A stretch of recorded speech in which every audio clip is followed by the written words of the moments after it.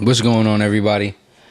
Hope you guys have been living a blessed week so far. 4th of July happened. Hope you guys, whether or not you celebrate 4th of July. Happy birthday, America. Happy birthday, America. Not just America. Yeah, again, if you celebrate it. 4th of July kind of is like Thanksgiving to me. You feel me? Like, it's one of those... Yeah, I don't got no emotional connection to that. Yeah, I don't have any emotional connection. And then, like... It's actually, I have something I want to talk about. Speaking of this, right? It's, how it's funny how, like, they reveal more and more truth to you the higher up you go in school? Yeah. Like, you don't find that funny? Like, in elementary school, you think the white folks and the Indians were brethren. They sat down, they did this, they did that. All the decorations that you have to help put up while you're in elementary school, right? It's wild because they don't even, like, call it Thanksgiving anymore. It's like harvest or whatever. That's what they try to do. They don't say Happy Thanksgiving in any of the commercials. Like, they barely show the Publix salt shaker commercials anymore. And if they do, it's not for Thanksgiving. It's more so, like I said, it's called harvest, right? So it's like elementary school, they teach you the fuckery. Middle school, they kind of give you an idea. Yeah, it's a real soft landing. They kind of give you an idea. Like, they just teach you lies. Like Christopher Columbus, the whole nine. They just teach you all lies in elementary school. Yeah, 9 times out of 10. Like, middle school, they they start teaching you about other things. Like, they start teaching you, like, what Americans, like, what they were doing to the Indians during that time, like throwing the syphilis blankets into their shit. And then in high school is kind of when you really understand that, hey, shit wasn't really. No, it wasn't. I mean, I think we probably heard more of, but not just Thanksgiving, just everything. No, I'm just saying. But I think specifically with the Native Americans, as they like to call them, the tribes themselves kind of started speaking out more. Their voices got heard more, and, like, generally in everything. I don't think they have the Indians, like, logo anymore, right? I think that went away. All of those team names, except, like, the Braves. Yeah, the Braves, but they never had. They had, like, the staff or the spear, but they never. They had, like, real Indians. A while back, this is like when they used to have those movies with who was it? Who's that actor, man? With the father, was that him? Charlie Sheen, was he in that? Martin Sheen and Charlie Sheen. In what? Was that the one movie with the Atlanta Braves and whatever like that? I can't remember. They were the Cleveland Indians. Cleveland Indians. It was an Indian-based team. So, like, those teams, they started wiping. Yeah, you're talking about major leagues. Major leagues, yeah, dude. I remember, now that I'm thinking about it too, it's on the tip of my tongue too. And there's the Washington football team that changed into what, the Red Wolves? I think they changed it to Commanders. The Commanders. Yeah, they changed it to the Commanders. So now that you got them as the Commanders, like, a lot of these teams, I feel like that's part of the backlash overall. Plus their power, and, like, you have the Florida Hard Rock. Just generally their status has gone up overall. So, like, their voice has gone up too. With their voice going up, plus they're making all this money with the gambling. That's what I mean. Remember, their voices has gone up because their capital's gone up. Yeah, just say that so it's easier for everybody to understand. Just say they got money now. They got money now, and you have to listen to them. So you got to listen to them. So, and I look at it like, yeah, man. Now because all of those words, like their voice and da da da da da da da, those are like what's the word I'm looking for? Those are like, they sound nice, but when it all boils down to it, where the voice come from? I'm only sounding nice because it's just the beginning of this, to be honest with you. It usually goes downhill from the niceness. Did we curse? Nah, probably not. I think we're make sure you subscribe. You like these things. You tell them to your friends. As a joke, tell the white people you don't like at work to listen to us. There's always one or two. Tell them, hey, if you listen to podcasts, check it out. As a joke, because they probably feel a type of way. You know what I mean? No, my white friends listen to this for sure. No, some white friends. I'm talking about, like, the white friends at work for the listener. Yeah, for sure. Those guys. Actually, I got a text from the homie Darnell. Actually said, "Hey man, all the homies from back in the day listen to it right now. I got them on subscribe." And I was like, "Hey, okay, that's what's up. Yeah, all my boys is listening to it, tapping in, which is cool. I appreciate that for real to everybody. Joel, Will, Jeff, the fam, all my family members that listen to it. I appreciate it. Yeah, man. We just try to give you our take on stuff. But yeah, like. Oh, before we finish, not shamelessly plugging in, make sure you guys follow Marc. Report Card Radio. Follow Clark. Yeah. Made you hot on Instagram. Marc made it happen. Yeah, man. Follow our guys. South Strip. Yeah, check them out. Greedo. Boy Band. Not Your Boy Band on Instagram. These are all people that we work really closely with. You guys would probably like to fuck with all of them. Everyone's pretty super talented. We don't have any dead weight in the group. You know what I mean? Yeah, no, it's pretty. Everybody is exceptional at something. Yeah, no, it's pretty good times right now, man. Good times. So yeah, man, So back to what we were talking about. You were saying the Native American stuff. Yeah. Yeah, they got money now, so people got to listen to them. That's what essentially it is for everybody. Just it happened with the gays and the lesbians too, and then all of a sudden, all of them got 800 credit scores and crazy bank accounts. So that's how this is kind of taken off. I mean, essentially, Americans were stolen. Yeah, it's all about it's money. Yeah, I'll give it to the natives. They have the whole land stolen from them, so whatever they get is pretty much thumbs up. Yeah, they do whatever they want. Yeah. Yeah, if you didn't know, all these casinos are on native land. That's the only way these casinos are happening. Yeah. It's because they're on native land. And now I guess gambling is federally almost legal? Yeah, almost. I think it is. Yeah, once New York fell, it's the dominoes pieces now. So now you may see casinos in general areas getting to be built, but there's still commissions, voting, a lot of things that have to happen. Every casino got an app. That's a true fact, and let's not even talk about how Hard Rock pulled away their app in Florida. My God! Right after I made 2 bands off a parlay bet, they closed the shit. That's what usually happens. I think Arizona got it picked up though for Hard Rock. Yeah, the other states where the Seminoles operate, and not just Seminoles, it's different tribes too that own the Hard Rock. Oh, it's just Seminoles? Yeah, Seminoles bought the rights from the Hard Rock Company. Congratulations to the Seminole tribe. Yeah, long time though. I didn't know it was just them. I thought other tribes in different areas. Before they built the hotel? Well, you know what? You are saying just the Hard Rock name and brand. Yeah. Because there's the Mohegan Sun and all those things. All of those other ones are on.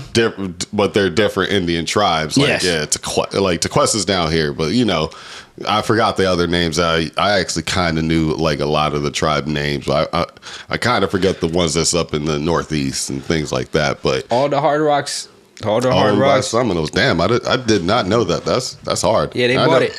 And I know a few Tequestan Indians, and I don't even want to say Indians because I feel like that's the wrong Native Americans. Yeah, I don't even want to say Native. I'm just gonna say I'm gonna really just say natives because indigenous people. Yeah, because I'm really just gonna say natives because indigenous. Sorry, not indigenous. America was not named by them. I'm assuming. No, it was named after the Italian guy. Exactly. So that mapped it out. Amerigo Vespucci. So I'm assuming. Let's just be real. It's probably just natives, just to be to play it safe right now. It's still early in the podcast. But nah, man, they usually are on point. They're usually family oriented, and they're really a tight knit group. You know what I'm saying? And if anybody else is from the outside going into their land and they're invited, trust me, they're feeding you. They're giving you everything you want while you're there. You don't have to pretty much lift a finger. You know what I'm saying? They take care of you from head to toe. You're good to go. They're really good people to be around. If you haven't met some, natives that you could hang around, try to open up your mind, expand your mind a little bit in your horizons, and befriend one or two. You'll actually see their culture is really how most people don't go out there trying to look for no Native American friend. Not on some scum, not the old crust. Like, because it might seem that you just trying to hang out with them for the money. No, it's gotta be organic. I'm just talking about how their culture, like how they do their family stuff. More than the money. You know they don't trust niggas. Oh no, but not niggas, but people in general. They do not trust people. That's why I'm saying if you're invited already, you're probably already past a certain threshold of trust, right? And already you don't want to mess that up. Because you'll see how they treat you while you're there, and you ain't gonna want to mess that up at all. I'll promise you that. You know what I'm saying? But Matt, how's your week been? Other than that, week's been all right. Week's been all right. You know, dealing with the same old. Entertainment's coming few and far between. Thank God, Rolling Loud's about to happen.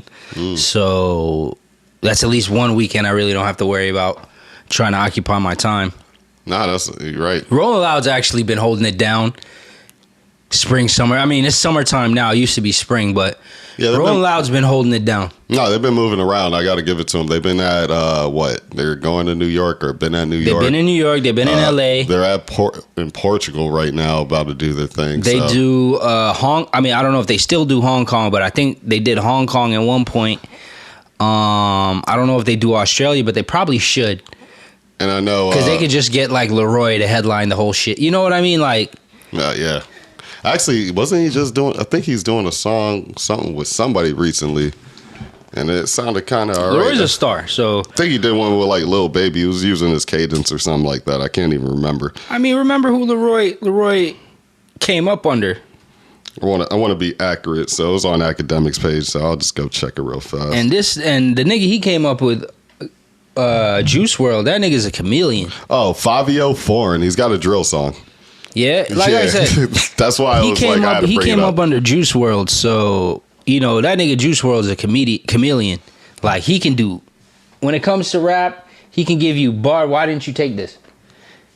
He can give you bars. He could do the sing-songy stuff. He could do like the melodic stuff. Like he could do, rest in peace to Juice WRLD, but Juice WRLD could do a lot.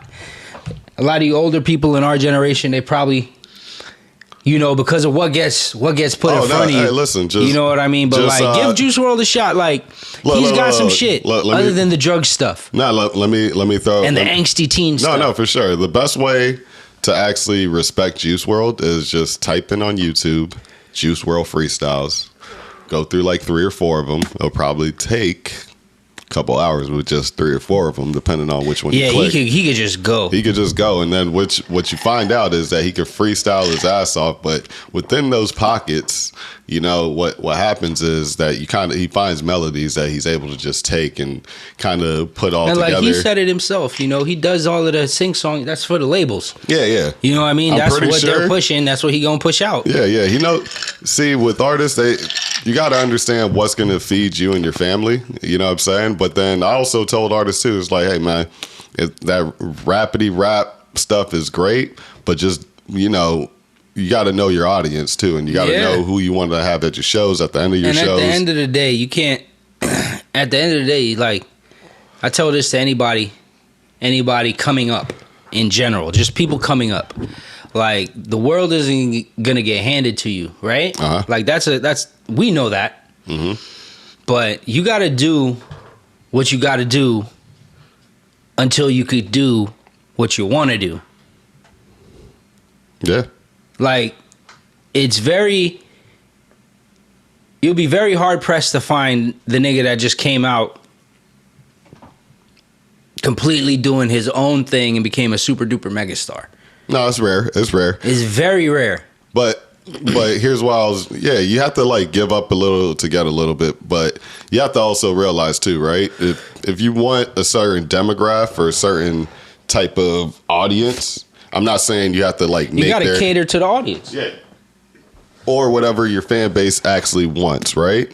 Now you can curb them to do whatever you're trying to give them, but they may not react the same way. Yeah, it might not be receptive. They might not be receptive to that if you displayed one thing and then try to display another thing. So the easiest way to start like doing that if you are a lyrical miracle type of rapper, but you have to also have the skill set to make a song. Yeah, to make songs. Just to make songs, great hooks, great verses. People can sing along. It gets into playlists and rotation organically, or if you're paying your way in and it just stays, whatever, right? The thing is, I say you have to make the music that you want to see, that you want to make music for the people that you want to see at the after your shows, right? So like if you're making the hardest boom bap stuff, chances are you might, or the hardest gangster stuff, chances are that's what you're gonna see at the end of your show, right? You're gonna have a lot of gangsters, might have some females there, hopefully, you know what I mean? But if you ain't got nothing for the ladies, for the demographic that you want, if you want to have the trap rap, if you want to have the intellect rap, if you want to even just be a singer. Yeah, if you want to have the young 15-year-olds with a bunch of spendable money. Just depending on what your content is within the music is what you're going to have after your show. So I always try to tell that to artists coming up or even artists that's out. It's like, yeah, if you got a lot not of not just artists, just people. People anyways. People in general. Yeah, because like it's pretty much like this in every walk of life. Mm-hmm. Like whatever profession or whatever culture that you decide to get in, bro, it's like you're not just going to be able to do what you want at your job, period. Like if you want to boil it down to that little part.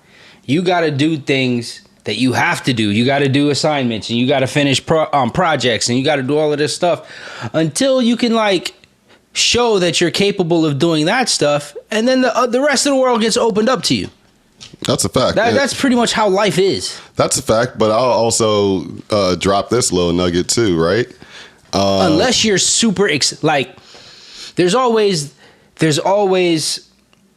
the exception to the rule, right? No, I'm not even. Go ahead. I wasn't finished. Mm-hmm. There's always like an exception to the rule, but like you can't base things off of the exceptions. There's a reason why they're called exceptions, because they're one-offs. You get what I'm saying? No. I completely get what you're saying. Actually, I was gonna say the same thing for even owners or bosses, as people like to say, or whatever, right? They eventually are gonna have, because you have to, as a boss or owner, new or even older or whatever, right? You're gonna have to either create an infrastructure or revamp an infrastructure eventually. Yeah. So while you're doing that, you're doing a lot. So you can't always do what you want anyways. Yeah. In any walk of life, like you'll have more opportunities to do what you want after you set the infrastructure, right? Like, you know, you're building up this brand. Now you have to be trusted as that brand. And while that's happening, you have to eventually have trust in people. So you have to eventually hire people under it, give them that role, and hopefully they satisfy that clientele, even not just the clientele, but even your standards to get the task done. So you can actually continue that structure to get the next person to help out with another task and other tasks. So that machine runs. So now you may not have to be there all the time. So you're now free to do whatever you want to do. But all of that still takes a lot of time, a lot of money, a lot of research. Yeah, long story short, put in the work. You're going to have to put in the work either way. The work has to get put in. You know what I mean? Like, there's no way around it. As much as you want there to be, and as much as there are these stories that you guys keep seeing, those are like, if they're even true, those are the exception. No, they're the true. 1%, and the other 99% have to put in the work. They have to put in the groundwork, the grassroots stuff, in any aspect. Man, you're right. No matter what, anything that you're trying to be successful in, you do have to put in the work. Opportunity meets preparation, and that equation usually equals to success. So it's just, you got to put in the work. There's aspects of everything where you just got to put in the work. Even the completely creative stuff where there, quote unquote, are no rules, which there always are. You got to put the work in. You got to have, if you're an artist, like you got to have some fucking shows. But you also like have point blank period. Like, but for you there might not be things that you want to do, but you got to like put shit out. Oh no, yeah, you gotta have shows. Have gallery shows. You know, like not everybody wants to do that shit. Not everybody wants to kiss the baby, but no, for sure. I say, yeah, you got to, but that also comes with a lot of structure. And, ideas, structure is going to help out that idea actually blossom to actually become a reality. How the structure of any industry, any culture, whether it be rap, whether it be poetry, whether it be fucking comedy, whether it be anything in entertainment, whether it be anything corporate. Mm-hmm. You know what I mean? Like, there's kind of a way things are done. There's like statistics to this shit. You know, there's analytics. No, I agree. You feel me? And it's like, it sucks sometimes, especially in the creative field. Like, people don't want to be told what to do, blah, blah, blah. They quote unquote, they're getting stifled. Blah blah blah blah blah. Well, I say in the creative field, all right, the hours are different, right? But if you can put in 40 hours a week of the work, at least sometimes it's more, sometimes it's less, but if you can at least put 40 hours into the work or trying to at least pay attention to your business, to put just research, whether it's researching anything, just as long as you're putting some type of energy towards that business that you're trying to push, I think that's what helps life. Yeah.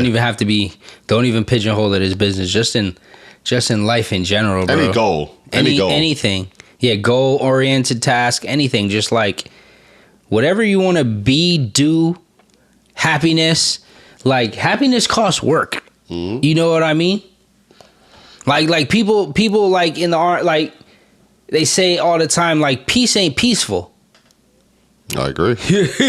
You know what I mean? Like, there's things that niggas gotta do. There's bodies that have to drop to allow peace to happen. Like, usually, like in wartime, like even in the history, you know what I mean? Like, peace isn't peaceful. No, the act of getting peace is not peaceful. You know what I mean? There's things always in life that you just gotta fucking do. Yeah, like the way you actually find peace is actually going through war almost. You know what I'm saying? And it's almost warring within yourself and, warring within society. Not in a bad way. It's just everything. Getting through your idea of what peace is not going to be the same as my idea of what peace is. Yeah. But your chances are to get to that solace is you're going to have to go through that. So do you imagine what you're going to have to do to get your thing of your idea of peace? Yeah, there's a lot of forks in the road. There's always going to be a lot of forks in the road. You just got to be ready to pick. It just pretty much just go straight through it. You know what I mean? Because if you know what the fork in the road is going to be and you keep going straight through it, it's probably going to end up better for you. Yeah. Yeah, man. Yo, you know what also I've been thinking about? 4th of July just happened, and it's America's Independence Day, quote unquote.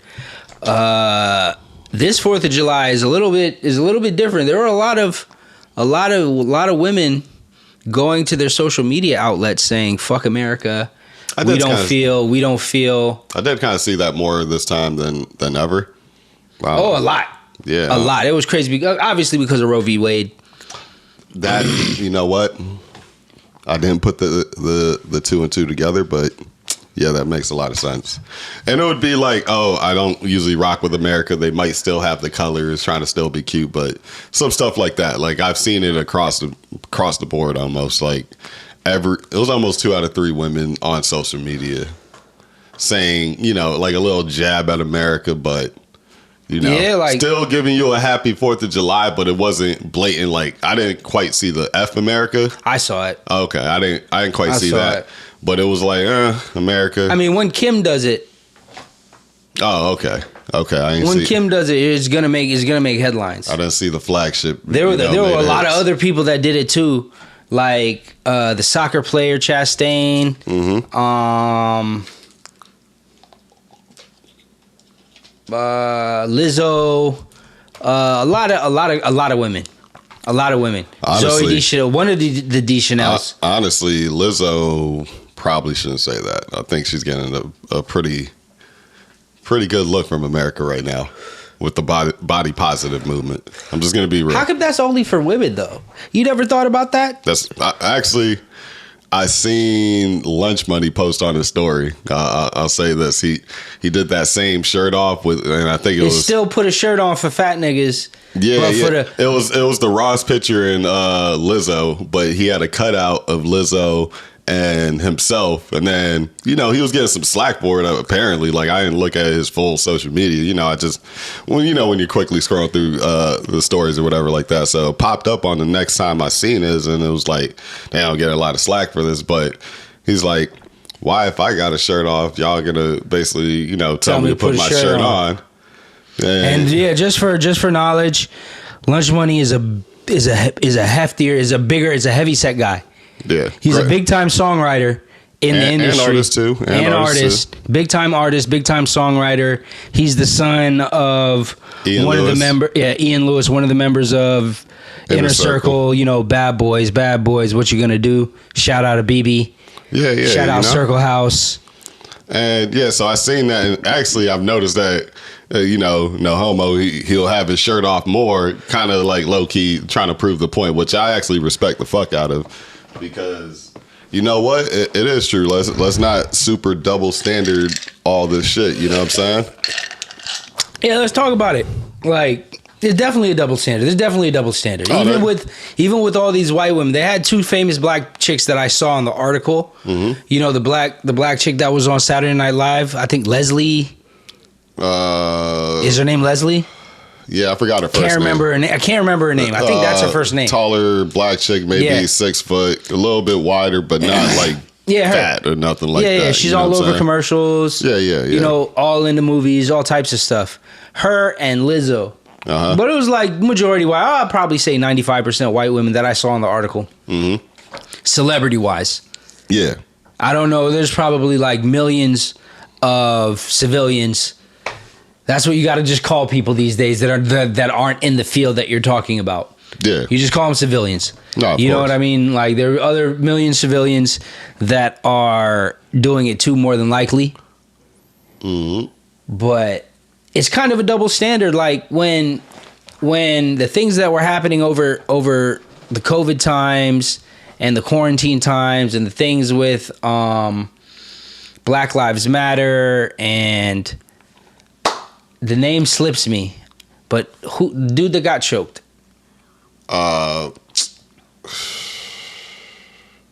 Steven Jackson's homie too. Yeah, I don't know why I'm forgetting it. Yeah, me either. That's the thing, because I was just saying his name earlier today. But it was like, black people got a bunch of slack. Mm-hmm. You know what I mean? Like, niggas always get slack. Like, even from high school times, like I said, they start revealing information to you. They make you watch Roots. They make, all types of stuff that they have in like school curriculums. So like, you start not getting up for pledge allegiance to the flag. You start not caring about these things. I don't know if it's a lot of other black people, but definitely for me in high school. Yeah, I definitely didn't stand for the flag. I definitely didn't stand for the national anthem. Like, I didn't kneel for it either, but like, I never did that. Like I think past middle school, once they really start talking about like slavery in depth, like in elementary school, they talk about slavery, but you don't comprehend what slavery is as an 8-year-old kid. I think with slavery, I probably got to see more in the movies and probably read more in the books on it. Yeah, but at the same time, like I said, and I'll say in middle school too, comprehending it as a child. No, for sure. As a child, no. Middle school, I picked up on it. Yeah, that's what I'm saying. In middle school, you start to like, that's when you kind of start to really form opinions about shit. No, for sure. And that are like separate from your family members and stuff like that. And I had a history teacher. He was a white old guy, but he kept it real. Like, he was like, "Hey man, this wasn't right. This was going on." Yeah. Like, and we're in, and I'll say teaching you about the 3/5 rule. Yeah, and this is the time, or like 2/3 or whatever. I want to say this is the time I just moved into like a suburban area. This was like 8th grade. You know what I'm saying? So I already had the half of my life in a black neighborhood. and staying in Miami at times too. So like I had my moments in both areas, you know what I'm saying? And kind of got to see areas too that were grimy, pork and beans areas, Opalaka areas here and there. And then also nice neighborhoods too. So I got the little split on that. But the one guy, white history teacher, kept it real. Like, hey, yeah, look into this. This was going on. This was going on. Hey, when Harriet Tubman was going through this, X, Y, and Z was going on. And he just kept it all the way a buck. And up until that point, history was a lot more softer. You know what I'm saying? Yeah, definitely. It's definitely very sugar-coated. They sugar-coated a lot of things. The savagery. I wasn't really a part of and I'll say, yeah, he broke down lynching a lot harder than all the other he's like, yeah, this is what they say lynching and you're reading it, but here's what lynching is. You know what I'm saying? Like, I watched Rosewood when Rosewood came out, right? Mm-hmm. But I was still super young. Yeah. You get what I mean? So it's like, it was hard to comprehend, like, that, like, as bad as they made it out in Rosewood, it was like it still didn't strike home as a kid. Like, damn, they did all of this. They pretty much fucked up a whole town off of a lie. Right? Yeah. So like I said, when you get older, like high school, don't dare take an American history fucking class in college. Jesus fucking Christ. Oh yeah. Like you thought watching Roots in high school made you look at white boys funny as a black person? I'll say this. American History X was probably more of a harder eye-opener, higher learning to. You know what I'm saying? Yeah, there was Roots and all that, but, we're talking about set more in a current time, and it's like, you know what I mean? And, they're saying something. Yeah, I saw Higher Learning when that came out. That was in the 90s. Yeah. And that was, like I said, I was like 10 years old, 12 years old. You don't hit home. That this white boy just went up in the clock tower and started picking off niggas. Oh yeah, and making it crazy. You know what I mean? Like it hit home more for me because I watched it at like the age of 15. So you watched an old movie. Yeah, I watched an older movie at the time. At the time, I saw that shit. Which is crazy because I saw that shit in the movie theater. Which is crazy because I seen movies like more comedic. R-rated movies like let's say Die Hard was slightly comedic on that. The 3. Die Hard 3 was definitely slightly more comedic. Let's say if it's a black movie, it was Friday, things like that. As a kid, you know what I mean? I'm like 9, 10 years old, maybe, probably younger. Pulling up in the theaters, watching those movies. So yeah, man, but seeing that movie just a little bit later and American History X, I'll say at 13, I seen American History X though.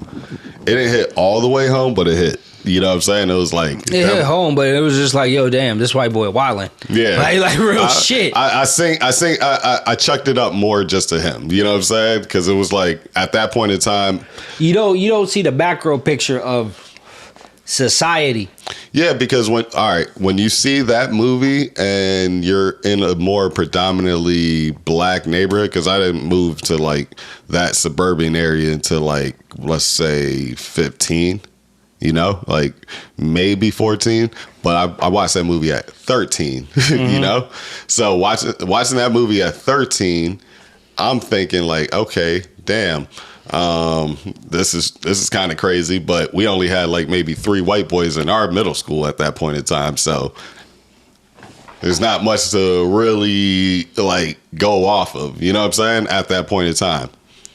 Now, when I move over to suburban land, okay. Oh, I see what's going on. Hey, this was kind of true now. Oh, I see it a lot more. You know what I mean?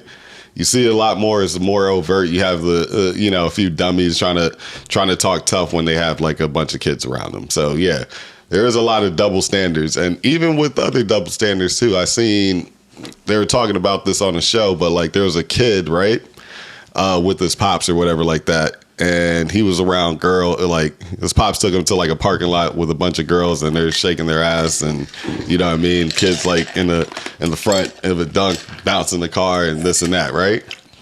So realistically, first watching it, I ain't think nothing of it, right? It's white boy wilding. Like I said. No, it's not even a white boy. It was like a little Spanish kid or whatever like that. What are you talking about? No, I'm just talking about American History X or what you're... No, what I'm talking about right now is like double standards and just, I'm about to bring a whole nother point. There was a kid doing that. Like there was a kid with his father took his kid, like I want to say it's a 4-year-old kid, right? To a parking lot. There's a bunch of women, you know, they're out there like having a good time. I think it's 4th of July. He pulls up in his dunk or whatever. And the kid is like, you know, girls is twerking and he's slapping ass and he's sitting in the front of the seat and as the car is doing the 6'4" bounce, right? And as that's happening, like I said, I first seen it, I think nothing of it. But if it's double standards that we're talking about, if you put a girl in that situation, right? Little baby girl like 4 years old and this guy's doing that, you call it Child Protective Services in 3 seconds. This is the only time you're like, okay, it's okay to snitch. I'm on the phone. Like I'm on the phone with it. I gotta call and see what's going on with that. You know what I'm saying? But that is a double standard. There's double standards for men and women. Oh, facts. Like you know how hard it is for a guy to be a babysitter? Oh yeah, that's not really happening. Like, you know, it's really hard. Let me tell you what babysitters are. Coaches. This is what it is. You know what I'm saying? Coaching is kind of babysitting in a certain way. It's a goal oriented babysitting job. Yeah. Just to be real, you know what I'm saying? Like, and up to a certain level, even. Maybe all levels, you know what I'm saying? Yeah. Maybe all levels, if you want to really look at it. So that's really what that is. And yeah, guys aren't really just going to get a straight up babysitter's role. They, you know, even in childcare jobs, like special needs jobs and stuff like that, there's a lot of times where parents just say, no, I don't want a guy with my kid, even if it's a boy. Like a boy with special needs, because there's this idea that a guy's going to take advantage of him. And that's kind of a double standard, right? It is not kind of, it is a double standard. No, it is a double standard. Because let's think about this, right? Let's think about, I mean, I've never gotten quote unquote molested as a kid, but like, you know, there's those times that you hear a guy might have that happen to him, right? And if that does happen, there's always somebody in the combo like, how's she look? I wish that was me. You know what I'm saying? I would have stopped her. But now, flip that again. If it's a female, you know what I'm saying? You're not saying none of that. 911? Yeah, or hey, hold on. Or you're going to hear, let's go find this motherfucker. You know what I'm saying? Yeah, it's a double standard. It's going to be one of those two answers that you're going to hear. And, you know, you're going to console that girl and make sure she's cool or whatever. But other than that, yeah, it's definitely a double standard, right? Yeah, double standards. Like, it's nuts to think about it. To think about it this way, but it's like there's bigger fish in the ocean. Oh, huge. Than double standards sometimes. Oh, no. That's the part. That's why I said on the first thing when it was like the 4-year-old kid, like, yeah, I could actually understand like the double standard in that, you know what I'm saying? Because I ain't gonna say I'm bringing my 4-year-old kid over. I'm not particularly gonna do something like that, but you know, if he's got some hair on his face, you know what I'm saying? If he got some hair on his face, and you know he might be working a job and doing well at that, doing well in school, you know what I'm saying? Hey, you know what? I might rather be the one teaching him certain moves and certain things like that, anyways. And there's gonna be a regular sit down. Ain't just gonna be straight action, you know what I mean? You're not just gonna throw the kid straight into the pool. You gotta say, hey, this is water, this is how you should swim, you know what I mean? You're gonna really sit down and break down everything. You're gonna teach them how to really teach them how to do everything. Talk, you know, learn how to make friends, all of that if it's a kid, right? So yeah, man, it's just, I know how I would do it. It would definitely be like closer to when they're able to drive and certain things like that. And it's just like, hey, look, at least you're not going to have your rookie friends going out as all rookies, going out to this professional establishment, trying to go to a strip club or go to these things, and you're just going to get hustled. At least I could just say, hey, look, man. I remember watching, I think it was on HBO. They used to have like the Bunny Ranch show or whatever, right? Mm-hmm. About that place in Nevada. like the legal prostitution mansion. The It was on American Pimp, right? 1999 movie. Y'all should look it up. Greatest movie ever as far as documentary wise.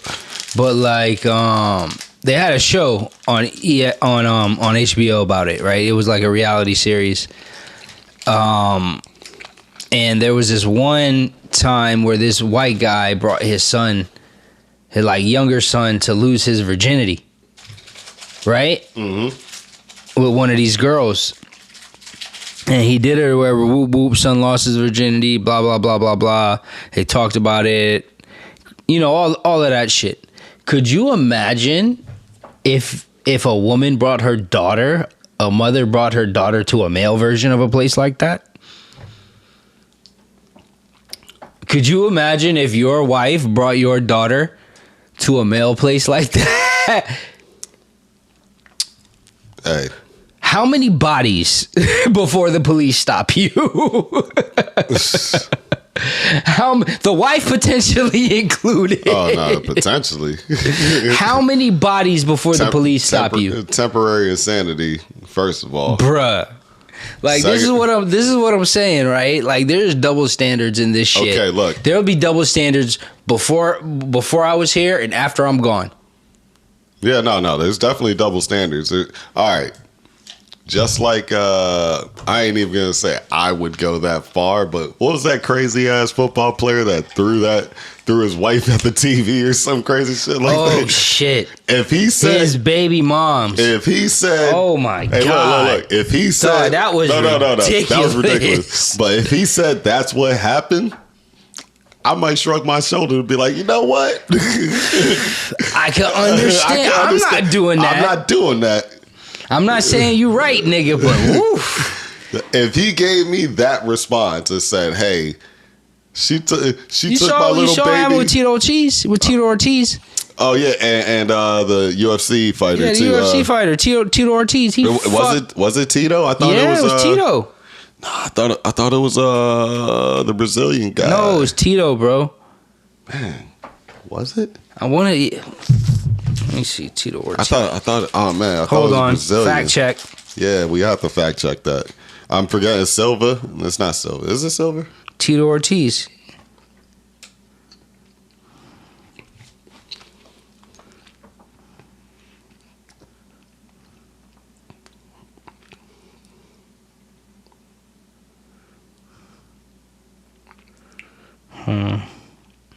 Oh no, maybe it's not Tito Ortiz. I thought it was Tito Ortiz. Who the fuck is it? Cain Velasquez. There we go. Okay. He's in Tito Ortiz's category though. Not weight, but like stature in UFC. My fault. Yeah, but I think it was like the same thing. The guy was like, apparently the guy that he was attempting to murder or whatever, he molested his son or something like that a few times. So we already gonna just say like his ex-wife or ex. I know you can't watch me shrugging my shoulder, but hey, I'm shrugging my shoulder right now, and be like, hey, that's not the worst thing in the world. It's not the worst thing in the world. He's not the one you should be wasting taxpayers' money. Give that man a medal. Yeah, he's not the one you should be wasting taxpayers' money trying to prosecute. I'm just saying he did all the work for you. Yeah, pretty much. Because that's unless you put the victim in PC when he goes to prison for this shit. That's what's gonna happen to him when he gets there. That's an open and shut case. And plus, he's a UFC fighter, so if you just let him touch him up a few times, and that's it. You know what I mean? He didn't kill him, right? As long as you didn't kill him. If you didn't kill him, hey, you let that nigga off with a slap on the wrist. Community service. Yeah, that's all I'm saying. And sorry that we didn't find out about this sooner. That's what and an official apology. That's what y'all need to do. Well, here's the update. This is from a few months ago. Let's see. Cain Velasquez is now facing up to 10 charges. Amongst them is assault with a deadly weapon, first-degree attempted murder. TMZ's new details, writing Cain Velasquez allegedly drove his Ford F-250 into the vehicle containing a man accused of molestation. The UFC fighters reportedly fired a .40 caliber automatic handgun into the vehicle, injuring a different man. All right. It said they viewed the documents. Cain Velasquez was following Harry G, a 43-year-old who was previously noted. He was charged with felony count of lewd and lascivious. Yep, active child under the age of 14. Yeah, same thing that you were basically saying. So yeah, he ran him down, crashed him down, shot at him, and now he's got a couple felony charges. So yeah, if nobody's dead, y'all should let this nigga off with a slap on the wrist. Yeah, it's only attempted murder. He ain't dead. He ain't dead. Let this nigga off with a slap on the wrist. That's the least you can do. And I mean, honestly, if you want to give the other guy like a 15-year sentence. Speaking of which, before you get into this, yo, like to all those people that said that R. Kelly needs help.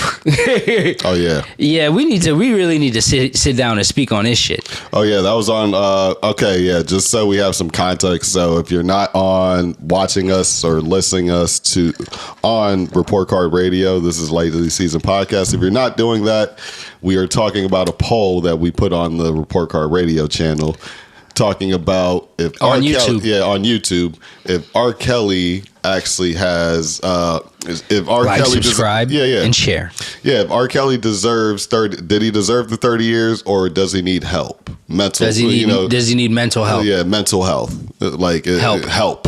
And we're talking about, the other house. Damn near 300 votes, right? Which hey. No, that was a live really voice. It went up to like 1,000, 1.2. Okay, so 1,200 votes, and we're very happy that you guys are interested in being active users when it comes to listening to our podcast and this, that, and the third, right? But like 60% of y'all said that this nigga needs mental health and not 30 years in prison. We really need to talk about this. Yeah, I'm kind of wondering about that one too. I was a little disturbed. I was a little like, what? I expected a little. Are y'all joking? Are y'all joking? Or y'all serious? I expected a little bit better. I'm not gonna lie. Seriously, I expected better. Just like R. Kelly, this nigga. Remember, he's getting brought up on child pornography charges, all types of stuff. So you're telling me you'd rather have this man out getting professional help instead of behind bars where he can't potentially do this to somebody else? That's the part that I don't understand. No, I get that. All right. So look, I'm not even going to play much of a devil's advocate because I usually like to, but on this one, there's certain things where you No. I'll say this. I would definitely lock him up for life, right? Or that 30 years or whatever. But also with that, the only way he gets out any earlier or anything like that. He's not getting out earlier. But I'm saying the only way he does is they got to do some type of study on him. You know what I mean? Like he's got to give up some type of right to literally, you got to study. Like you can't put him through that, but just like really try to get in his mental. Why? You literally and how? Yeah. Because, like you got to make it make sense. Yeah, because you literally have access to every other woman that's of legal age, probably, right? Yeah, you're the nigga. Even if he was 40 going after an 18-year-old, that would be legal. Whatever, but still everywhere. That's fine. I'm not gonna say nothing bad. I'm still looking at you weird, legal. But whatever. Go ahead, do your thing. You know what I'm saying? Like, it's still like you're going after these young girls, and there's other alleged dudes apparently. Now I don't even want to read into that too much. It had to be a whole ring to supply R. Kelly with these. No, for sure. With these underage females. And mind you, I just looked at the poll, and it was just about the numbers was actually 62% to 38% on the vote. Yeah, that's tough. Yeah, but yeah, so like. Just really looking at it is real crazy because you have R. Kelly doing all these things, but like I said, I would love to just eventually get some type of like clear explanation of like really just why. Like you have all this access, you have the power not to do it that way. You can have a ring of legal women that would do this. You know what I'm saying? You can piss on all these 25-year-old girls. You can 18-year-old girls. You can piss on all of them. You could make them sign the NDA. You could have made your own personal Dubai of legal women. You know what I'm saying? Just pissing on them. Like doing everything you want, right? If you really wanted to do all that. And I'm not even going as crazy as just pissing on him. You know what I mean? It is funny, but you know what I'm saying? Like, but he could do whatever he would want to. You know what I'm saying? Whatever he wanted to do, whatever. Right? But now you're really, maybe it's the excitement of it that it's illegal. I don't know. The power aspect that he can do it. It's crazy. You know what I'm saying? So I don't want to sit here and just guess. Like, I need niggas to do a study. I'm with you. I need niggas to do a study on this nigga. Y'all got 30 years to study this man. So that's what I mean. He should be in jail, but he should at least get studied. There should be some form. There is. They do say you do get rehabilitated in jail. Hell no, you don't. You don't. But you know hey, what I'm saying? It sounds good. Sounds great, right? But I think the study part at least would be more fruitful. So like if you see people acting like this, maybe there's ways to go about it, you know, to go around it. Who knows? Maybe they can create a course for it to prevent any of these things from happening. You know what I'm saying? Even if you hopefully catch them before anything happens, you know what I'm saying? And it's not an afterthought. It's like, hey, what are you talking about? Hey, man, take this class. You know what I'm saying? Like, go through this program real quick. Go through this program real quick, man. I think you're wilding. Just as simple as that. Like, and I think something like that could work for R. Kells, but you know, and what I mean a reduced sentence, I'm just only talking about like a few years. I ain't talking nothing crazy. He ain't getting out like it's like, you know, 2 years from now. You know what I'm saying? He's still gonna have to lay down for a good long while. He's gonna have hefty gray hairs when he's out. You know what I'm saying? Like that's what it's gonna be. But at the same time, yeah, if you could give up that information, be for real, be truthful. You know what I'm saying? Be honest and really give it up for these, you know, these psychiatrists and these other mental doctors. And hopefully, you know. I still want this nigga to get the chair. Like, oh, we thought about it. Chair. I mean, honestly, I think that 30 years was for him to avoid the chair. Yeah, probably. I mean, but shit. These fucked up niggas be living till they like 115, I swear to God.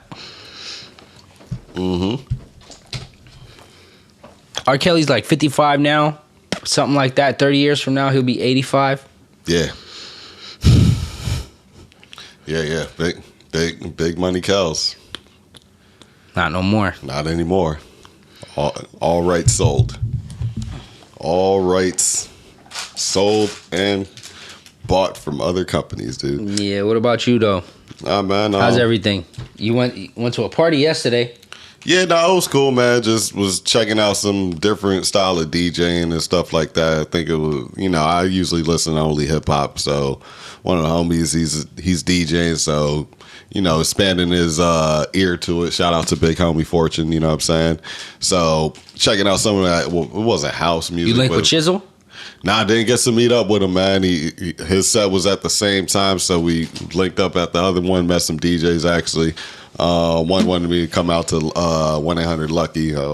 Told her, hey, you know, another time we got to record this one.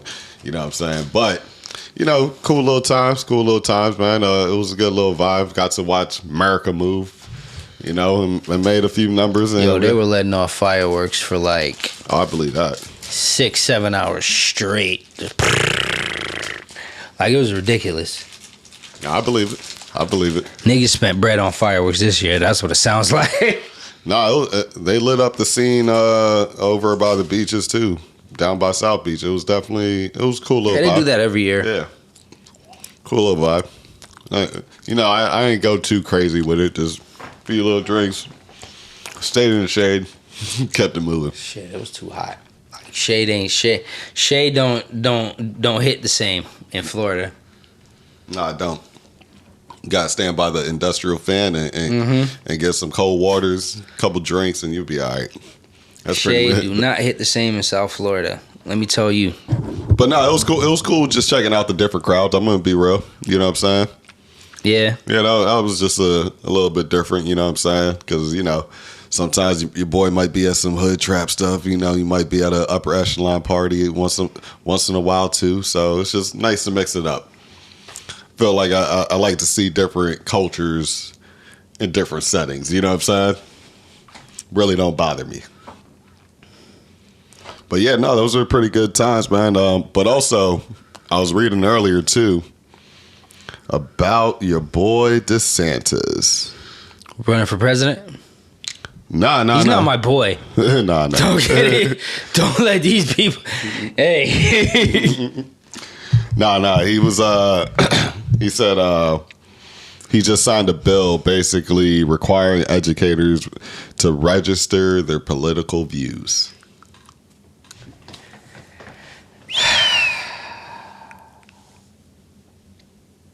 That's pretty tough. What side you on?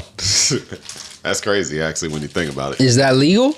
I don't even know if that's legal. I mean, he can do whatever he want, but when it comes down to it being legal or not, like I'm starting to understand that these niggas be doing the most just so it doesn't happen, just so they can say that they did it. You know what I mean? Like if it's legal and he could do some shit like that, niggas need to really revisit what our laws and shit are saying, and niggas need to like put in some bills and, you know, vote the right people in. But if it's not, it's just bluster.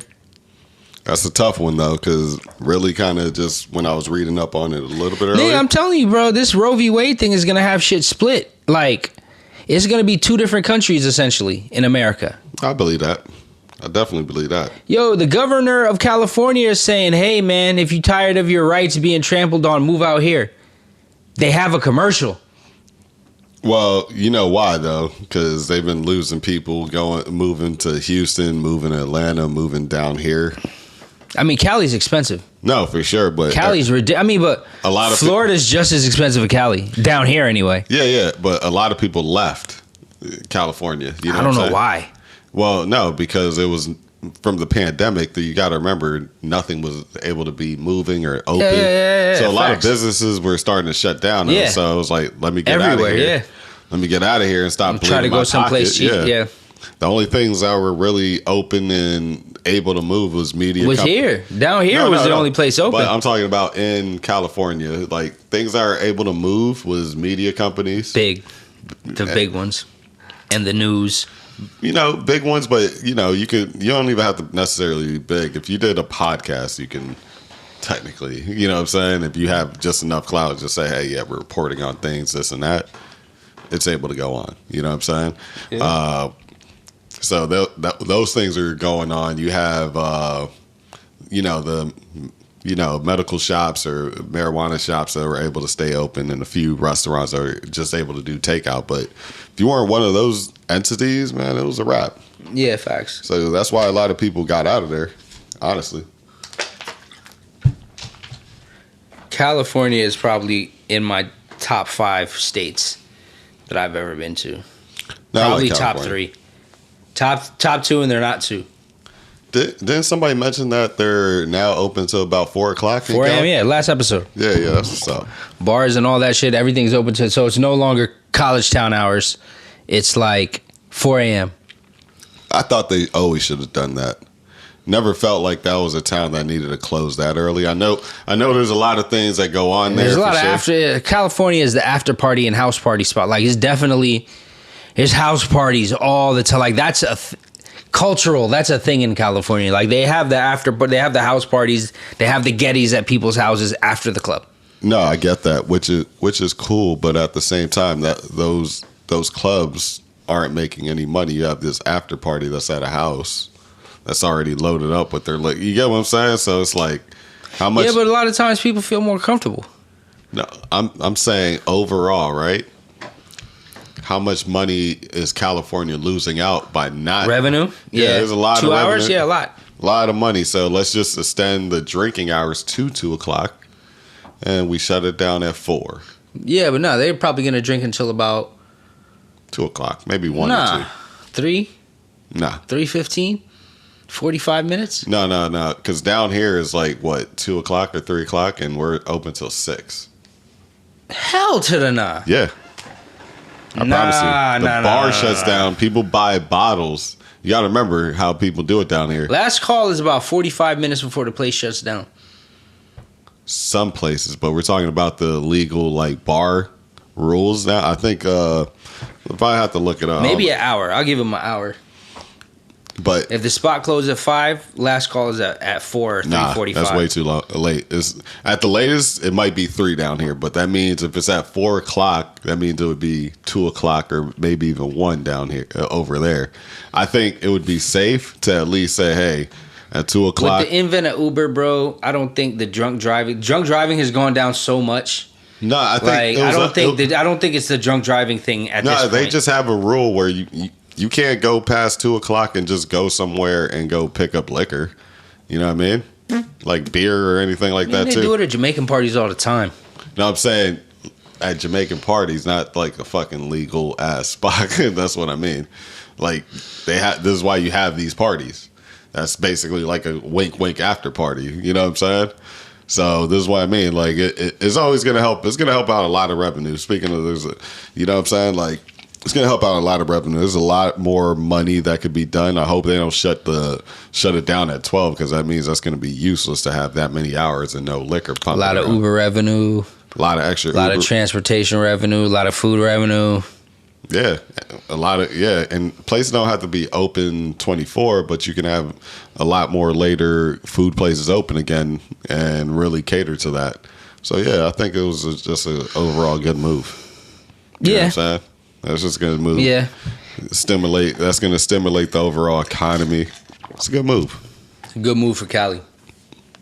And then next thing in news that they have is it's pretty funny. Those Joe Biden tweeted to, I guess, the U.S. gas company or something like that. Mm-hmm. And it was like, hey, I need you guys to lower that tax, lower it on the taxes basically for Biden. And basically what they said was, hey, Joe Biden, we're working on it, but tell your intern to stop just playing around on his Twitter. Mm-hmm. Just straight up.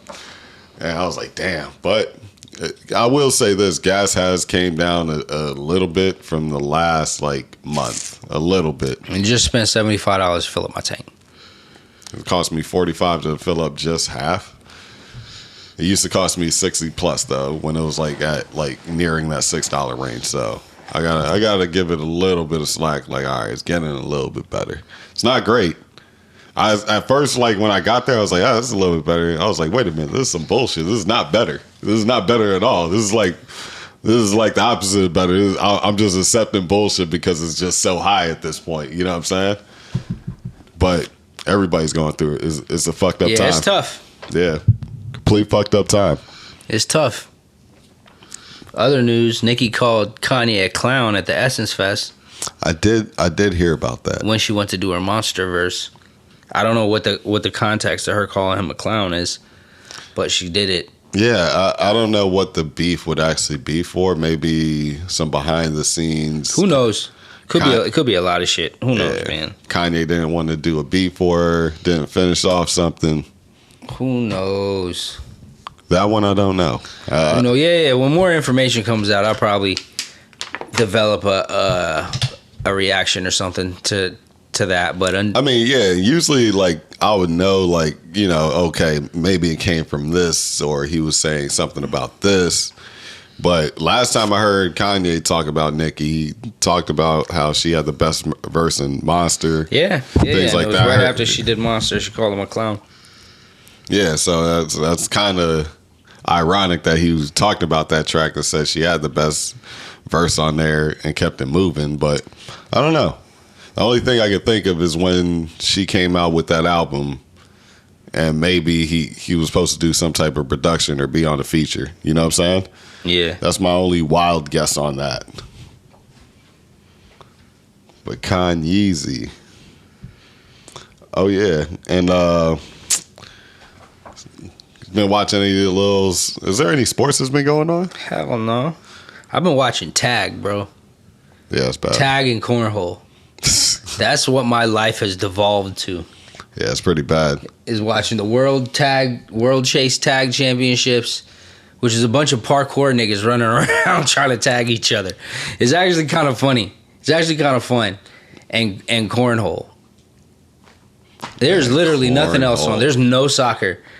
Like there's baseball, but like yeah, I can only watch baseball. It's a rough time of year, man. I mean, the best thing right now is the NBA offseason. Yeah. For real. Oh, speaking of that too, Miles Bridges. Mm-hmm. You know about his whole yeah. All right. His domestic situation. Yeah, you think he's fumbling the bag, by the way? Major. Okay. Major. And I'll update you guys if we haven't talked about Miles Bridges before. Not during your free agency, bro. Yeah, right now it's NBA free agency. Miles Bridges is a up and coming player, small forward, power forward on the Charlotte Hornets, and he's literally had like I want to say a year where he kind of his best year. His best year. He's averaging plus 20 points.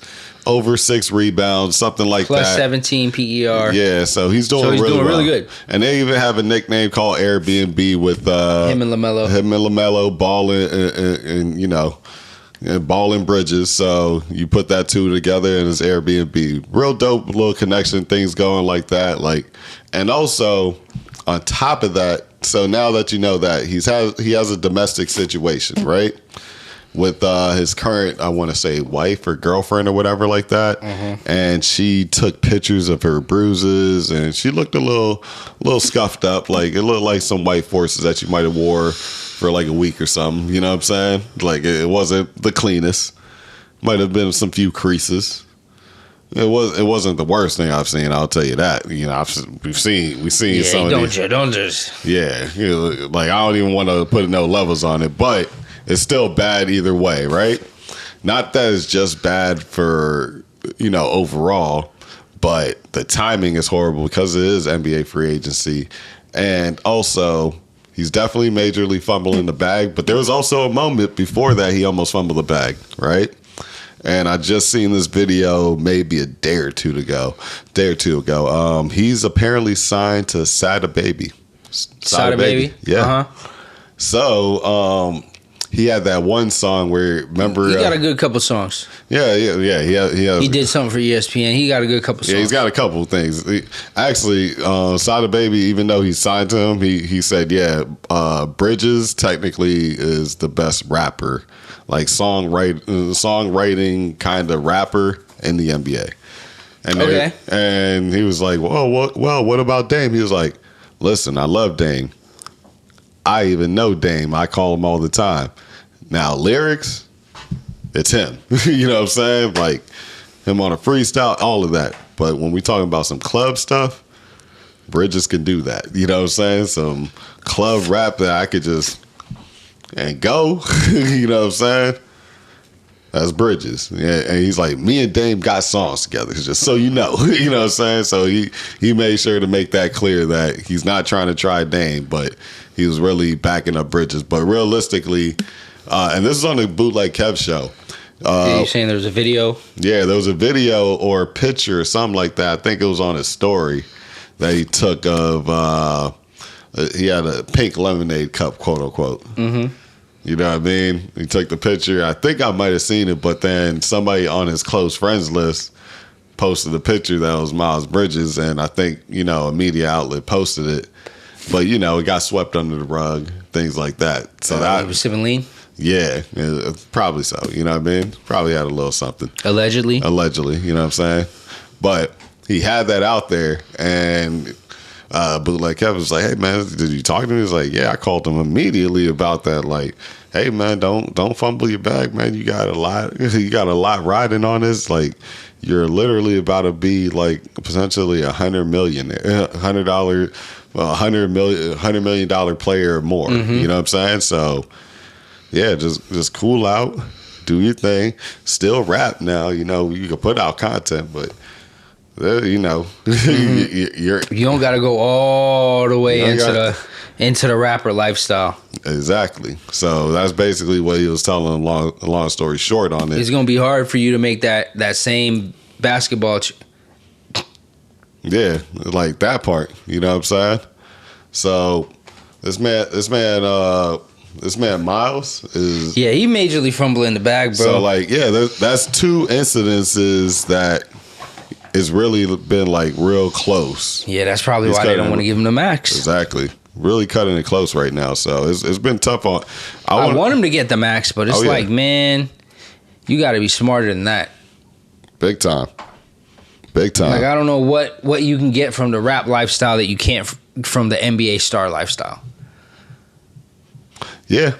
And I get that a lot of NBA players want to rap, and like a lot of rappers want to be in the NBA, so they do all-star games. They do a lot of things, right?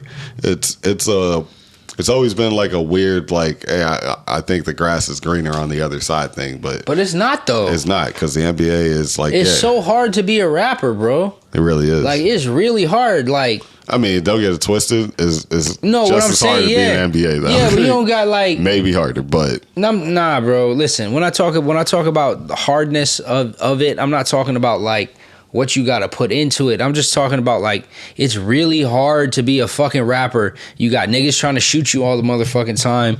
You got beef. You got all this other shit that you don't have when you're trying to be an NBA player. It's honestly one of the most dangerous jobs in the world, bro. Like, it's really tough, bro. Like, and the good parts, like the NBA superstar good parts, are way more better than the rap superstar good parts. Yeah, I think like you're gonna get just as much girls or guy, whatever you're into. You're gonna get more money. Yeah, guaranteed. Like the hours aren't nuts when you're an NBA player. You don't got to be up 3 days in a row. No, I agree. Like sleep is something that they like you to do. They want you to stay home and relax. Shoot, they'll tell as an NBA player. They'll tell you to sit down so you can get rest. You're gonna get way more commercials, right? You're gonna get way more bags. Yeah. As an NBA player, you're gonna get way more women. Don't get it twisted. Rappers get women too. No, for sure. Rappers get a ton of girls, but like as an NBA star, listen, man. No, I agree. An NBA star 9 times out of 10 is gonna get. Ain't nobody gonna touch Wilt Chamberlain numbers. No rapper's gonna touch Wilt Chamberlain numbers. I'm sorry. That's a fact. I mean, honestly, you could just look at. It's not like I be try to look at dudes' wives or anything like that, but if you just look at an NBA player on the sideline, look at his wife, the chances are that they probably look good. You know what I'm saying? Yeah, they're bad, super bad. Exactly. You know what I'm saying? And that's that's the easiest coincidence ever. You know what I'm saying? You know why? Because they're successful, their brand is up there, and they got security. You know what I'm saying? It's just what it is. And a rapper, you got danger. There's a lot. Yeah, it's really depending on what type of rapper you are or whatever. Tough. But still, it's a lot to go into it. It's a lot of questionable situations that you might have to be in. The structure isn't quite there. At least you have a season, you have rankings, you have a playoff system, training. There's a development. Schedule. In the music industry, you have false promises, and I mean, don't get it twisted. Like the bag is there in the music; it's not as much in the professional NBA. In NBA, if you want to compare NBA to the hip hop industry, I think there's definitely a bigger bag in the NBA. Except for Drake's money. Drake is like a near supermax kind again, of guy. as I talked about earlier, that's the exception. Yeah, he's definitely an exception. Him and Jay-Z. Him and Jay-Z, all of them niggas, like those are kind of like the exception. Like there's you could be a millionaire rapper, this, that, and the third, but like top 4%. James Harden has signed like $200 million contracts damn near, and a sneaker contract, and this, that, like those are things that you're not really gonna get unless you're Drake. I don't even think Jay-Z could get a Drake deal like that right now. Just solely as an artist, I don't think Jay-Z could get a $400 million rap contract. I just don't think so. Not off of like new catalog, no. Selling his old catalog? That's selling his catalog. I don't know if Drake sold his catalog. No, I was talking about if it was selling his old catalog, yeah. If it's just new shit, I wouldn't buy it. Actually, I just thought about this. Like, funny, I was thinking about Jay-Z because the all-white Michael Rubin party. Yeah, everybody was there. It looked like it was like a Puffy party. Do you think Puffy should feel like he's appropriating his all-white shit as a rich white guy? Might be, because, I mean, shoot, yeah, Jay-Z. Why he got to do, like, all-white parties are kind of a black thing. I don't know too many all-white parties. Yeah, that was a rare one, but there was a lot of black people there. Yeah, but Michael Rubin is... White as all ever. Yeah, but what I'm saying is Michael Rubin got all these, like these black, quote-unquote, friends. Yeah. He's got Meek Mill, Jay-Z. He got all of them. Little Baby was over there, right? I think Drake was out there. All of them, like, yo, this billionaire cavorting with these gang members. What's that about? Let's talk about that. What is that about? Like, are these rich white guys are like, yo, like, is like a thing for them to see how many black friends they have? I think that might be part of it too, but also think it makes them look cool. But that's a part of it. Yeah. That's a part of it. I think it's just hey, we're gonna bring these. Michael Rubin's gonna bring all, and I'm not just Michael Rubin now. There's other people. Robert Kraft. Yeah, hey, we're gonna bring them around because if not, he's gonna be an old white guy with money. And that's everywhere in America, right? Yeah. Like a lot of places in America. Maybe not Kraft money and obviously Michael Rubin money. But, some form of it where they are successful. But they might not have that cool play the talk game.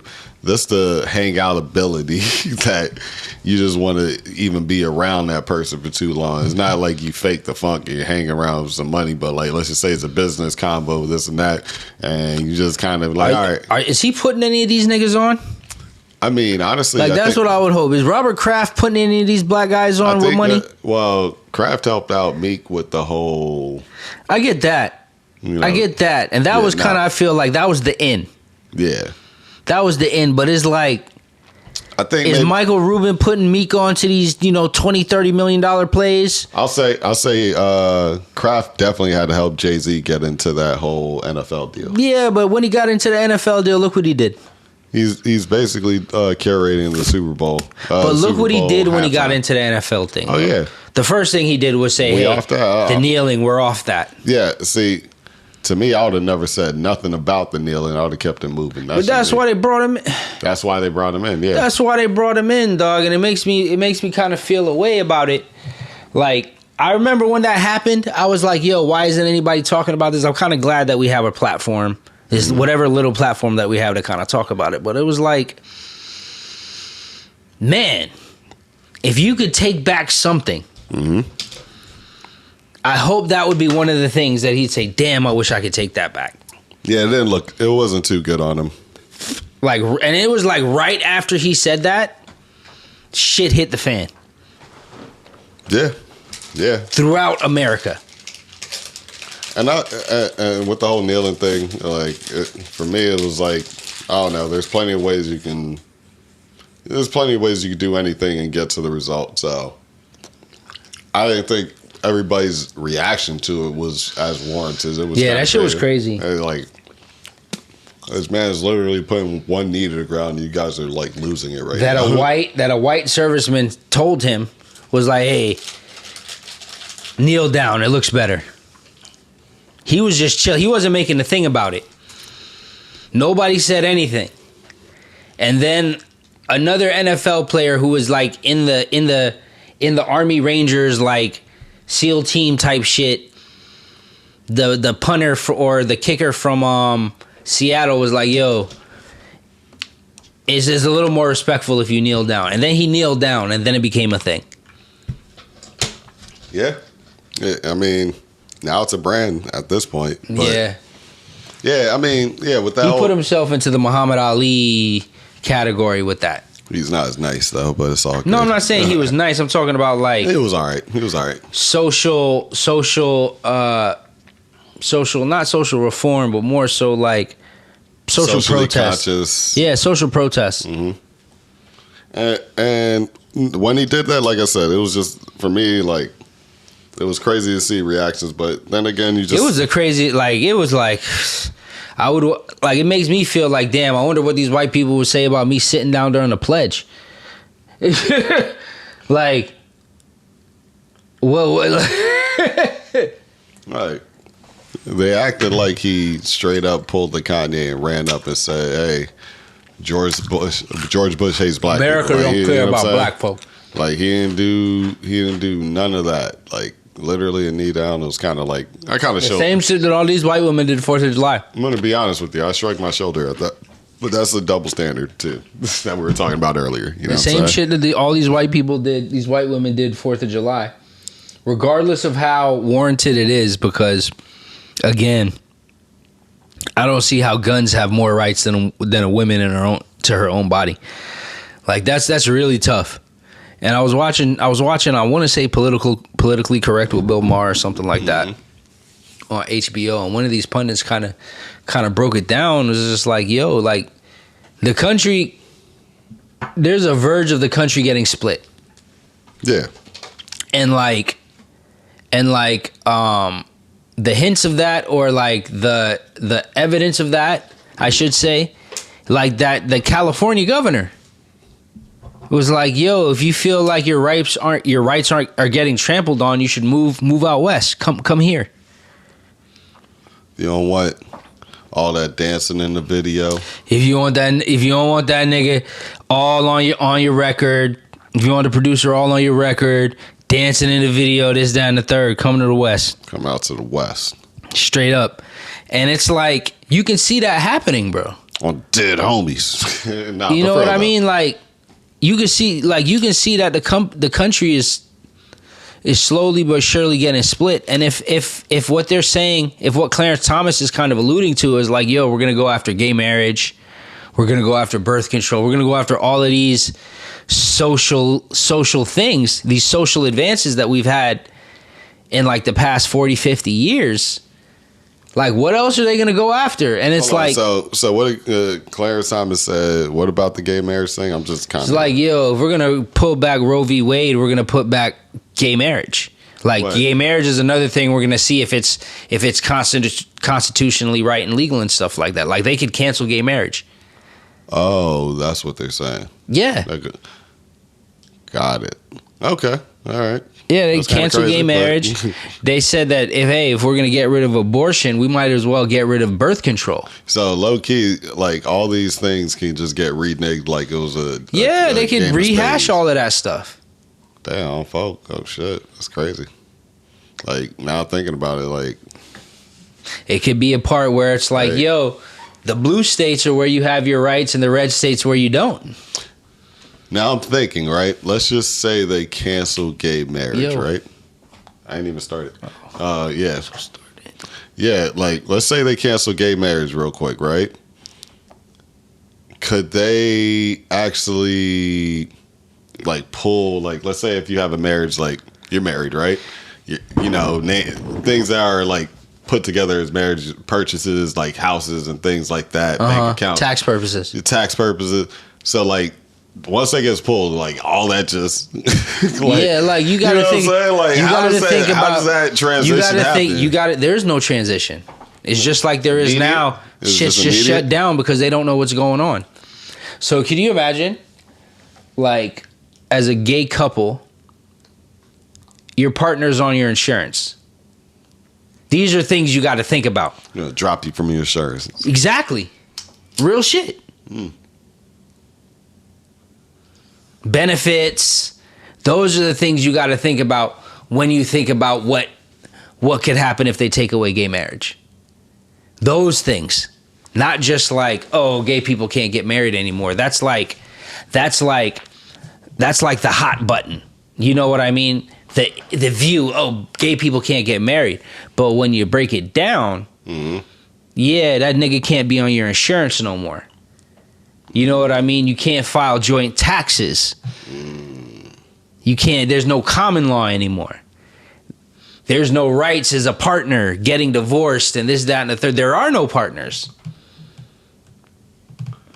I ain't gonna lie. I'm gonna keep it. I'm gonna keep it a buck right now. Like back in the day, right?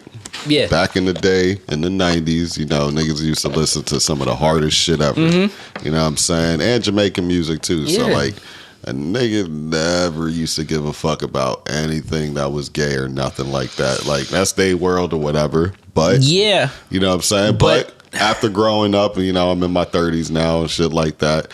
You know, people are people, so like people are people, and it doesn't really. It's not more so. It's not more so. My life too either. It's not more so that people are people, because yes, people are people, right? Yes, okay, whatever.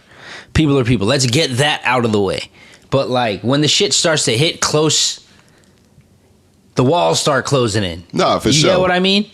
Like you can only be, especially like as a Jamaican individual or something like that, you know, like it's very, very anti-homosexual. Nah, that's what I'm saying. I used to listen to a lot of Jamaican. Very anti-homosexual. Everywhere I lived before moving. But now one of their biggest artists is I don't want to say she's a lesbian because I don't think she's officially come out of, I don't want to even say come out of the closet, but she hasn't come out as being lesbian, bisexual, whatever the case may be. Okay. A part of the alphabet people. But like, one of the biggest artists, Coffee, is ambiguous at this point in time, and that's huge for Jamaica. Okay, you know what I mean? Like that's huge. So it's like at some point, like the walls of like your old way of thinking and the way you thought and that starts to kind of come in, and then like you kind of get desensitized because there's like. They have a whole month. Nah, in fact. They have a whole month, which is really like half the year. Nah, they got like half the year. You know what I'm saying? They have a Pride month, but they do this Pride thing for like 4 or 5 months. I didn't even know all that. But just even like, let's just say with the whole thing, right? It's more even on the business sense, and then you end up like, you know, you just hear what they going through and talking. It's just like, oh, it's just a normal person just talking about what they do. Like, really, people what just they want the right. They just want to be happy. Yeah, and I look at it like this. Like, I used to think as a kid, like obviously as a kid, you're listening to these tough lyrics, you're listening to these Jamaican songs, like bashing them, and then you would never want to give them no rights. Just stupid way of thinking. But now it's like, you know what, y'all be happy, y'all do what y'all want, because at the end of the day, like. Me being straight ain't gonna make them shit. Like what I eat is not gonna make them shit, and what they eat is not gonna make me shit. Like we could all live here in peace. Like it doesn't really matter as long as you're not like on both sides. As long as nobody's doing nothing malicious or anything like that. You know, like low key. You know what this is making me think of? What? V for Vendetta, bro. Oh, I seen that movie in the theaters, but I can't remember the whole plot. It was about all this. Okay. Essentially what's going on right now, niggas couldn't be gay. It was crazy censorship. The government did a lot of things, took away a lot of people's rights.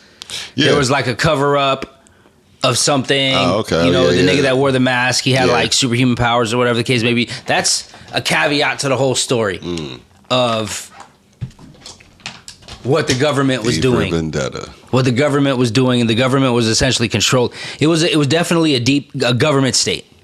Nah, yeah. And yeah, we are kind of moving into that a little bit, you know what I'm saying? So, you know, for me, like I said, I'm not really here to stop anybody's pursuit of happiness, because that is putting America's first, like one of the first things said, right? So I'm never like at this point in my age, I'm mature enough to coexist with anybody, you know what I'm saying? And you know, do business with anybody. As long as you don't have no ill will or malicious things happening, or I don't see any files on you or paperwork on you that's looking crazy, you know what I'm saying? Hey man, we're good. As long as you ain't harming kids and animals, that's pretty much it. And women, you know what I mean? People in general, like, hey man, you're there's a lot of worse things out there, a lot of worse people. So I don't really see the right. Like, what is the taking the right of abortion away from women? What do you get? I don't know. I just feel like what do you get? Like what is the goal of overturning Roe v. Wade? I don't know. I want to say it's got to be overall, like, if you're gonna stop gay marriage, right? Mm-hmm. You stop all that, cool, whatever. You stop that.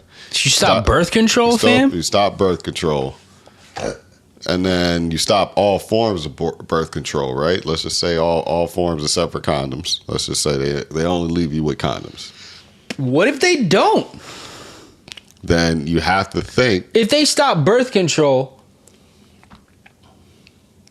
if they stop contraception, that's what birth control is. If they stop contraception, mm-hmm. What if they take away condoms?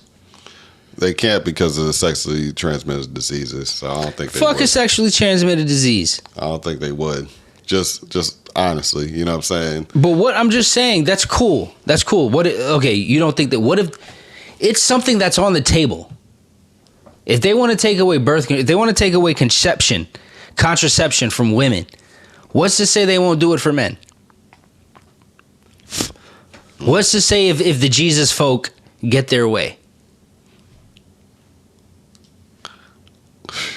Then the only thing I can think of... Then they're saying that, hey, if you get married to your partner, you should need a condom. Then it has to... Then the only thing I could think of that means there's not enough bodies on this earth. And the governments and the powers that make... They're trying to overpopulate the earth? No. But no, just the country. Not the earth, but just put enough population in, period. I think that's what it's coming down to. For what though? Why do we need so many people? Either that. Why do we need so many? Why, like, the potential of unwanted kids and what that could mean, and sex trafficking and abuse and all types of stuff. I'm thinking more stem cell-ish kind of things, but yeah. Oh, like farming? Could be. I mean, that's crazy, but yeah. I mean, it's conspiracy Clark here, man. You know what I mean? I might be on the third or fourth enlightened medicinal state right now, but like on some of the island shit. It could be. Hey, listen. There's either two answers to this. To me, I'm not thinking such a sinister. I'm just thinking, hey, a lot of resources. But you can't even say that because like niggas has been doing some real sinister shit. Super sinister. Like we've just... I say I'm trying not to think sinister. That's it. You almost have to. No, yeah. Sinister wise... You almost have to think as sinister as possible. Sinister wise, I'm thinking farming of stem cells because I think stem cell... Body parts. Yeah, I think stem cell right now is basically... Is thumbs up right now? Yeah. Long time. So yeah, like... Stem cells are a thing. Yeah, I even had like recently a doctor talk to me about stem cells. Barely even wanted to say the word. I was kind of like, listen, I'm not, there's no problem for me. I just don't know the whole process of it.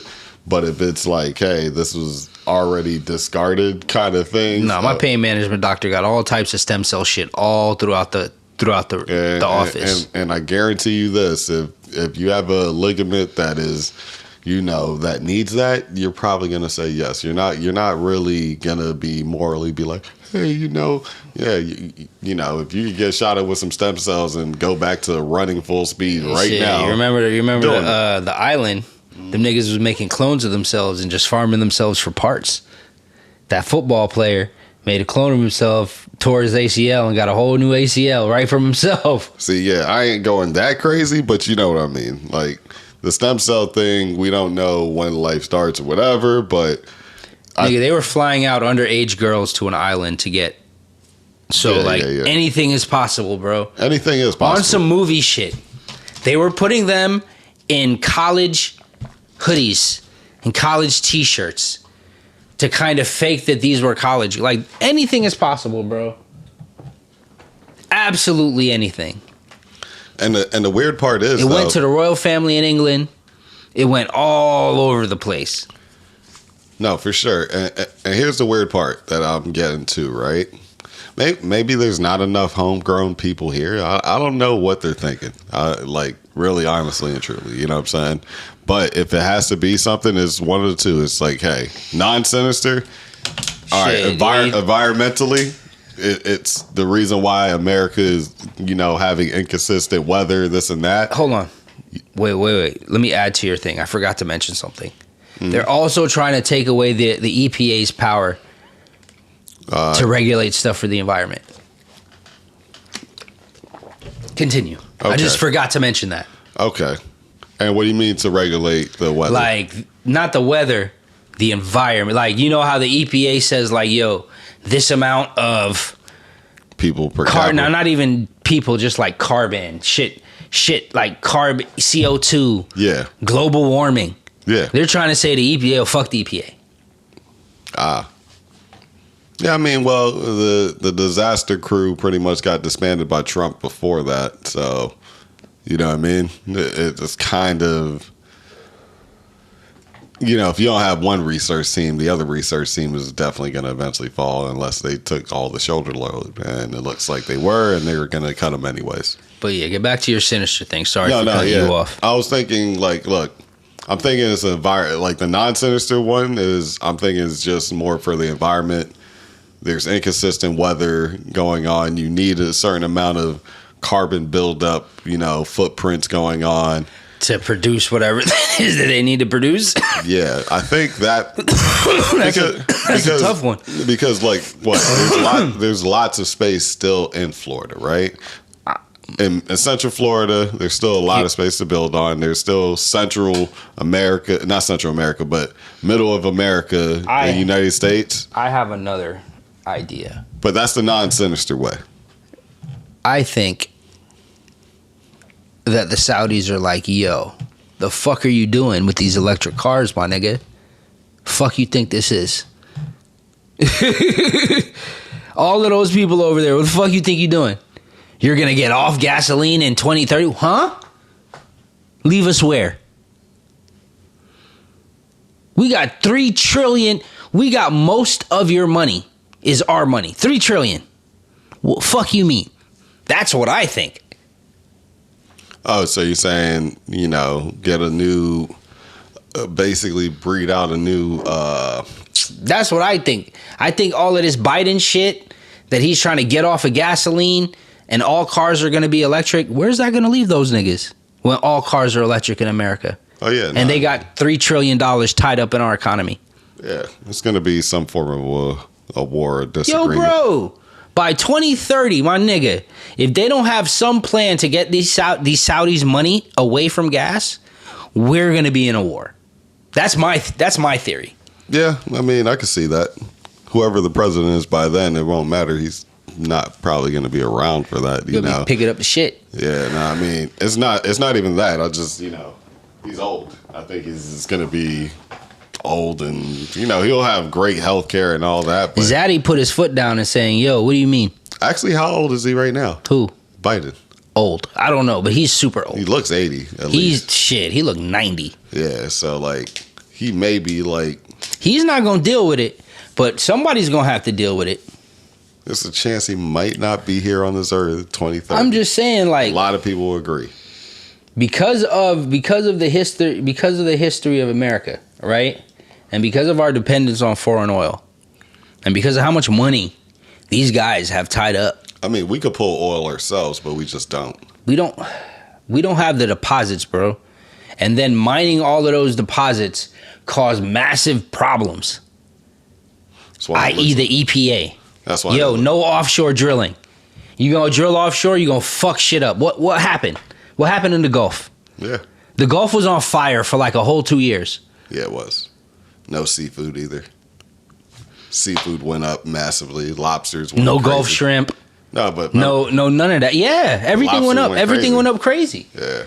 That's what the EPA is for. Lobster used to be you get what I'm saying? $10, now it's $20. That's what the EPA is around for. Right? So you stop all of that shit. Yeah, no, you're gonna be able to run. It's like I think the only way you can think about it is sinister. I mean, there is some business play being made, right? Yeah, you got to think this is a movie. Yeah, let's say it's both. Most outlandish shit. Let's say it's both. All right, you're gonna have lots more bodies around, right? But to me, I'm thinking you're gonna still you still have lots of jobs going on, but you still have minimizing of big jobs going out to machines. Yeah, but there's more. It's like, you see what I'm saying? There's more higher end jobs, right? Mm-hmm. And there's more low end jobs. Okay, but those middle of the road jobs, there's bro, nigga, you got to think about it. They building all of these houses. Who's gonna landscape the shit? Like all of these labor intensive jobs. They're building all of these houses, construction, service jobs, sanitation, all of that. The more houses they build, you need more fucking garbage men, right? Well, no, here's the thing. You really just need, it used to be what, 3 garbage men and 1 truck? Now it's just 1. No, it's 2. They got 2. No, it's literally, I've seen in the last past year or so, they literally have 1 guy driving. Yeah. He does the control, scoops up the shit on the claw. They build more houses, you're going to need more trucks. That means you're going to need more niggas in the trucks. No, for sure. It's just the advancement of technology is basically taking off the amount of people that you need. No, it is, but it's creating more higher end jobs. Yeah, because you get that guy's making more now. You got to have more higher end jobs, and then you're going to have more low end labor intensive jobs. Of course, for the population. I'm just talking about for population. But some of those low end jobs are now getting wiped away too, right? Right? Because yes and no. No, because all right, you don't. Let's say this. All right, you gotta be fair though. You don't go to too many low end places anymore. So you know. But I'm saying low, like a McDonald's, right? Like I'm not talking about. Yes, you could throw McDonald's in there, but I'm talking about like construction, labor. Oh no, for sure. The niggas on the side of the road doing the highways, that type of shit. For sure, but niggas don't want to do those jobs. No, and this is where... And then niggas don't have the training to get the higher end jobs. So the niggas that are in the middle of the road are the one... The middle goes into the middle class. That's why there is no middle class. Yeah, no, they're going to be out not having jobs too. There's going to be a lack of certain jobs because let's say this, even the tolls, right? You used to have toll booths. Yeah. Not so much anymore. They're okay. I get that. They're almost like phone booths, right? Certain jobs are with the advent of technology. Yeah. Are always that's how it's always been. Yeah, even phone booths themselves. The guys that used to come around and collect the quarters and the change out the phone. The vending machines. The vending machines now.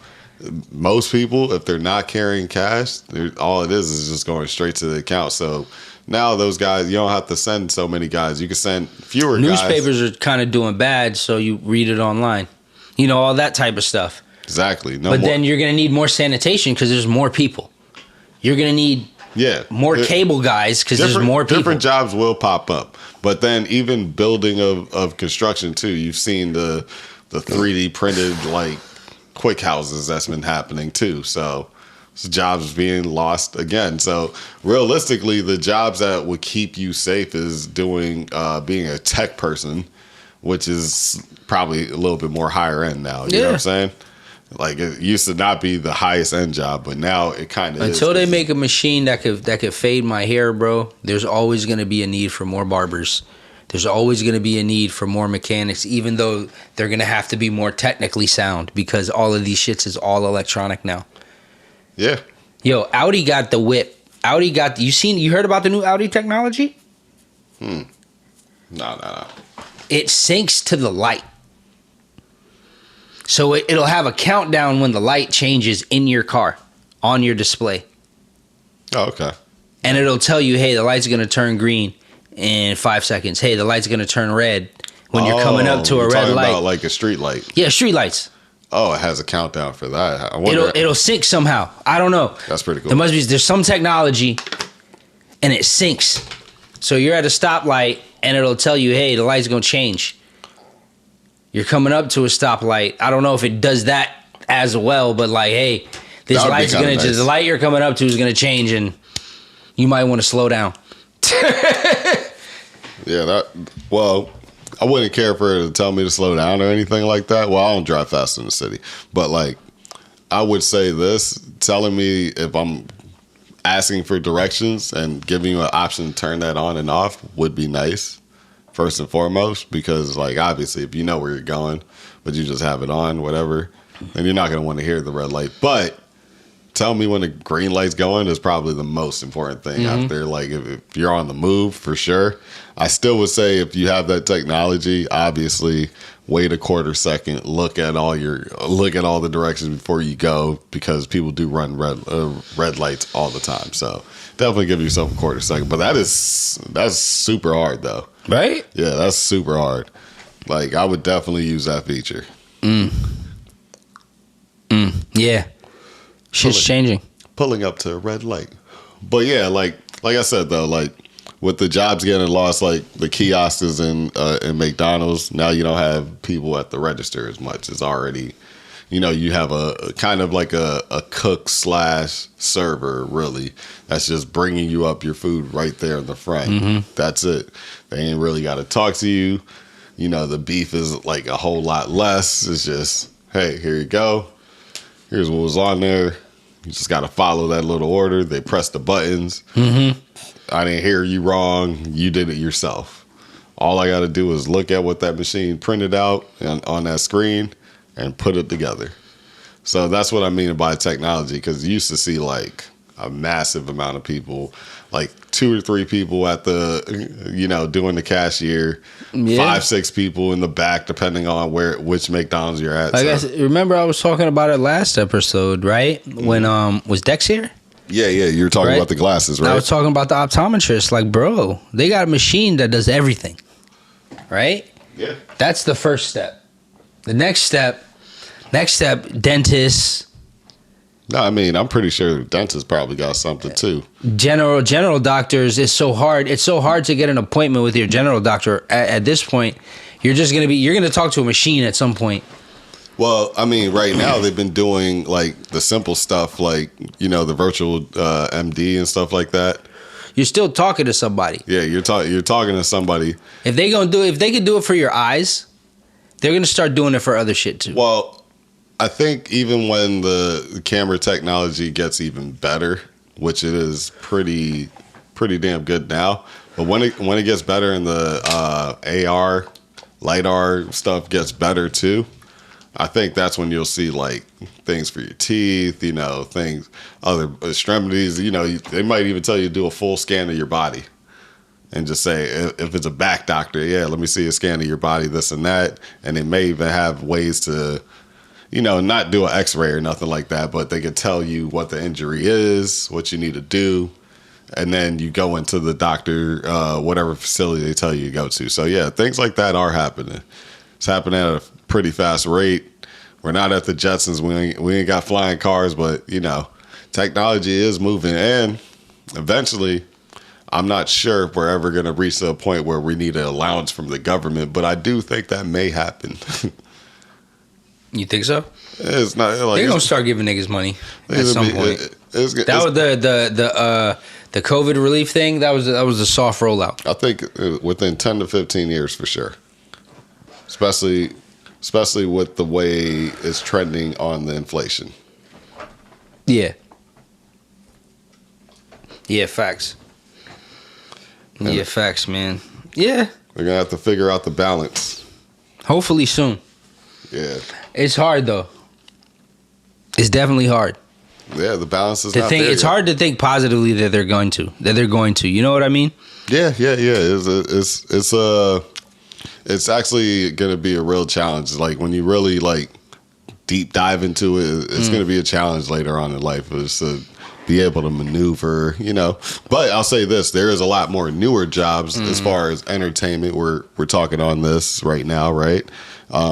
People are making their own platforms. You can make money by streaming. So there's so much ways to make money from just your house. Yeah, from your household. So there is different jobs. It's more entrepreneurial, whatever. You know what I'm saying? But it's more of an independent like way of moving in business. But at the same time, it's just a different outlook.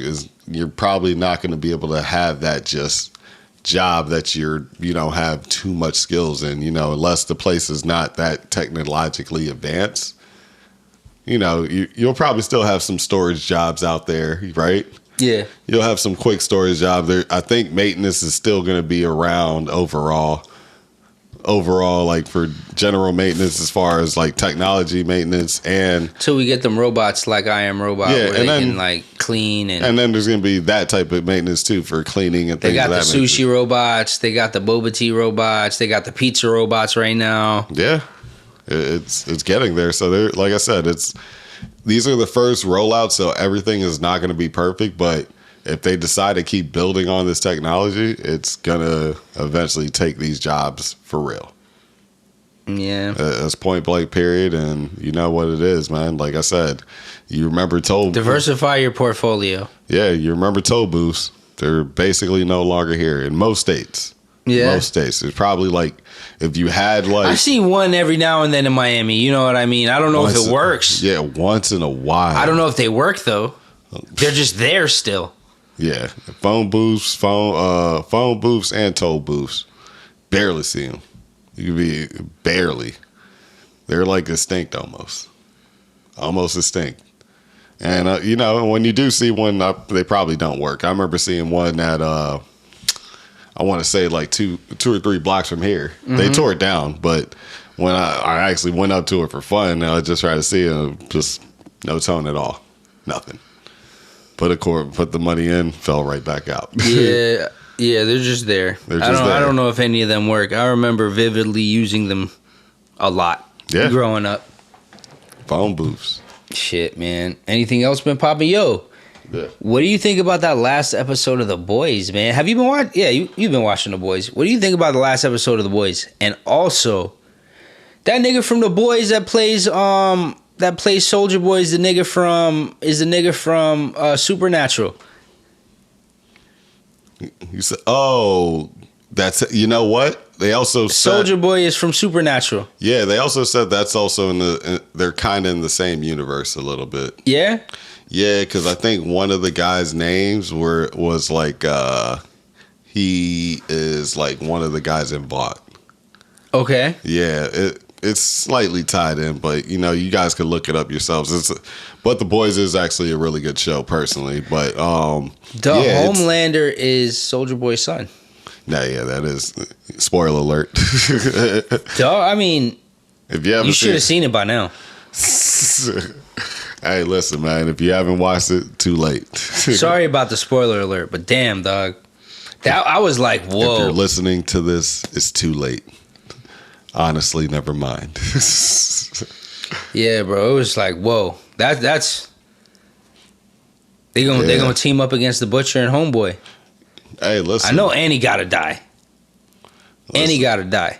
Nah, I think Annie's definitely gonna be a goner. Butcher's definitely crazy. I mean, we know Butcher's not gonna die. He's like the main star, and so is the other guy. So he's not dead. Well, yeah. For I don't see Butcher dying for like another. I shouldn't have to tell you that Butcher and that guy ain't gonna die. Yeah, I don't see it happening until at least another season or so. If they kill off Butcher, it's gonna slow down the show. They know he's like a really good character. So, but they say he's a lot worse in the comics. But the comics are crazy. Yeah, but you know how it goes. I mean, honestly, what they putting on TV right now or through the Amazon app is pretty crazy already. Yeah, I'm not gonna lie. Amazon got some bloody shit. Yeah, like whoa. There's a lot of splatter. There's a lot of splatter and fake brain matter everywhere when I usually watch that show. It's like, damn, intense stuff, man. Let's see. Let's check out what's going on this news. Oh yeah, he also in that whole white party with the Michael Rubin thing. Academics speaks on rappers humiliating themselves for white billionaires. That's what I was talking about. Yeah, but no, I know. It's pretty funny though. You remember the last party when them niggas started to fight? Who? I think Meek Mill and somebody else. They didn't physically fight, but they almost fought. Oh, yeah. But you know what? First of all, they be getting wildly drunk, so that's one. You know what I'm saying? Two, well hydrated. Yeah. Two, I would say, I mean, some of these guys are actually signing their checks, though. in some form or fashion. You know what I'm saying? Chances are, if you're a billionaire, they might be a small investor in that company that you might be signed under anyways. In some form or fashion, or maybe they're part of the pub company that's one of their subsidiaries, and there's lots of reasonings behind. How many of them niggas did the stomp dap when they saw Michael Rubin? Oh, you know how many people did that to Jay-Z? How many? What do you mean? Like all those rappers coming up to Jay-Z. Yeah. How many people do you think did that to Michael Rubin? That nasty greedy. Yeah, everybody. They're gonna stomp hard, freaking right hand or left. Yeah, chances are it's your right hand, freaking like way back, open winged. Look like you trying to catch some wind. Yeah, like you doing a fucking Cabbage Patch and shit. Like, my nigga, with you, and like the hand slap is like this. You know what I'm saying? Bring him in for the hug. Bringing it real hard, dog. Bring him for the hug. Like double hand clasp hug. Yep. Bringing him in. Tap the back like this. You know what I'm saying? The head nod. It's been a minute, man. How you been? You looking good, bro. How many of them niggas you think did that to Michael Rubin? Oh, everybody that you've seen in those pictures, including Jason Tatum. He was there? Yeah, Tatum was there. Why? Why does the owner of the Philadelphia 76ers have a Boston Celtics player? I think he's cool with Joel, if I'm not mistaken. So that was probably already a thing. But yeah, no, these guys had, I don't know how I'd feel about that if I was the Boston Celtics. I mean, there was a few other people. I think Ja Morant might have been out there too.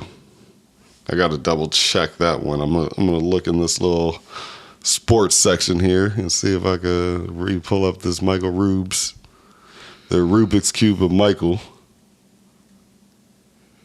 Man, this Chet Holmgren thing is everywhere, though. I'll say that. Oh yeah, he balling. Yeah, he's balling. Got like 5 threats. That's the new great white hype. Him and Jovic. They both dropped like 24, 25 points. Let's see if I can find this again. Trying to pull this up. I just seen it this morning too. Should have just saved the link. Who knows what But they had a monster list though. I'll say that. Actually, I'll just pull that up. Michael Rubin. Pretty sure all the rappers and all the athletes were there. Oh yeah. Let's see the complex version of this. So they're gonna have everybody and their mother. All right. Well, you see Yo Gotti there. Yo, what is Michael Rubin doing with all of these niggas that recently got bodies supposedly tied to them? Oh, Donovan Mitchell, another NBA player. NBA fines next to Jay-Z. Let's see who else is there. It looked like if Jay-Z was there, then the whole Rock Nation was there. Yeah, Melo was there. Probably every. Yo Gotti is like represented by Rock Nation, I believe, as well. So he is. Like you said, Drake was there. James Harden and so Jay-Z just bringing all the culture to all of these parties is essentially what he's doing. Hey Jay-Z, can you bring some of your friends? Like, is that what's going on right now? James Harden, Embiid, PJ Tucker, Meek Mill. Well, PJ Tucker about to be a Philadelphia 76er. I think he already signed. Yeah. Travis Scott making an appearance. Yeah, you saw he stopped the performance because of fan safety, right? Did he? Yeah, he did. Hey, slow down, baby. You think that was like actually like? Who knows? I think it probably really did happen, but he was probably like aware. Conspiracy Clark is still out. I don't believe it. I'm like, not buying like they got somebody to act like something was going on and be like, hey guys. I'm going to stop the show right now to make sure this person's all right. And then perform sicko mode right after. With Drake. I think they performed together too. Oh, man. Yeah, you got little baby there, like we said, little Dirk. There's some people out there, man. There's some people out there. Grant Williams. Mm-hmm. Fat Joe, 21. 21. And probably like 2 B-list people that we don't know, but you know, a lot of names, a lot of players, a lot of people. Yeah, Michael Rubin out here, all white party with a lot. Oh, Little Uzi Vert too. They were all Michael Rubin. He didn't have no other billionaire people at this party. Doesn't feel like it. There is another white guy next to him, but I can't recall who he is. You might know him. Whoever this white guy is. Or he might be Spanish or a soccer player. I don't know. I have no idea who that is. And there you have it. All white party with a lot of black people there. Whole lot of black people. Is that Birdman? Probably. He was in the same room with Jay-Z? Okay. Is that Birdman? I don't know. I don't know who this black guy is. I don't know who half of these black guys are behind Jay-Z. Then Donovan Mitchell. Is that Bun B? Could be Bun. But it looks a little bit different. But it could be Bun. Yo Gotti. It's just Michael Rubin showing like, hey, look, these are my black friends. I got more black friends than you. I don't even think it's the black friends thing. I think he just wants to like look cool. That's it.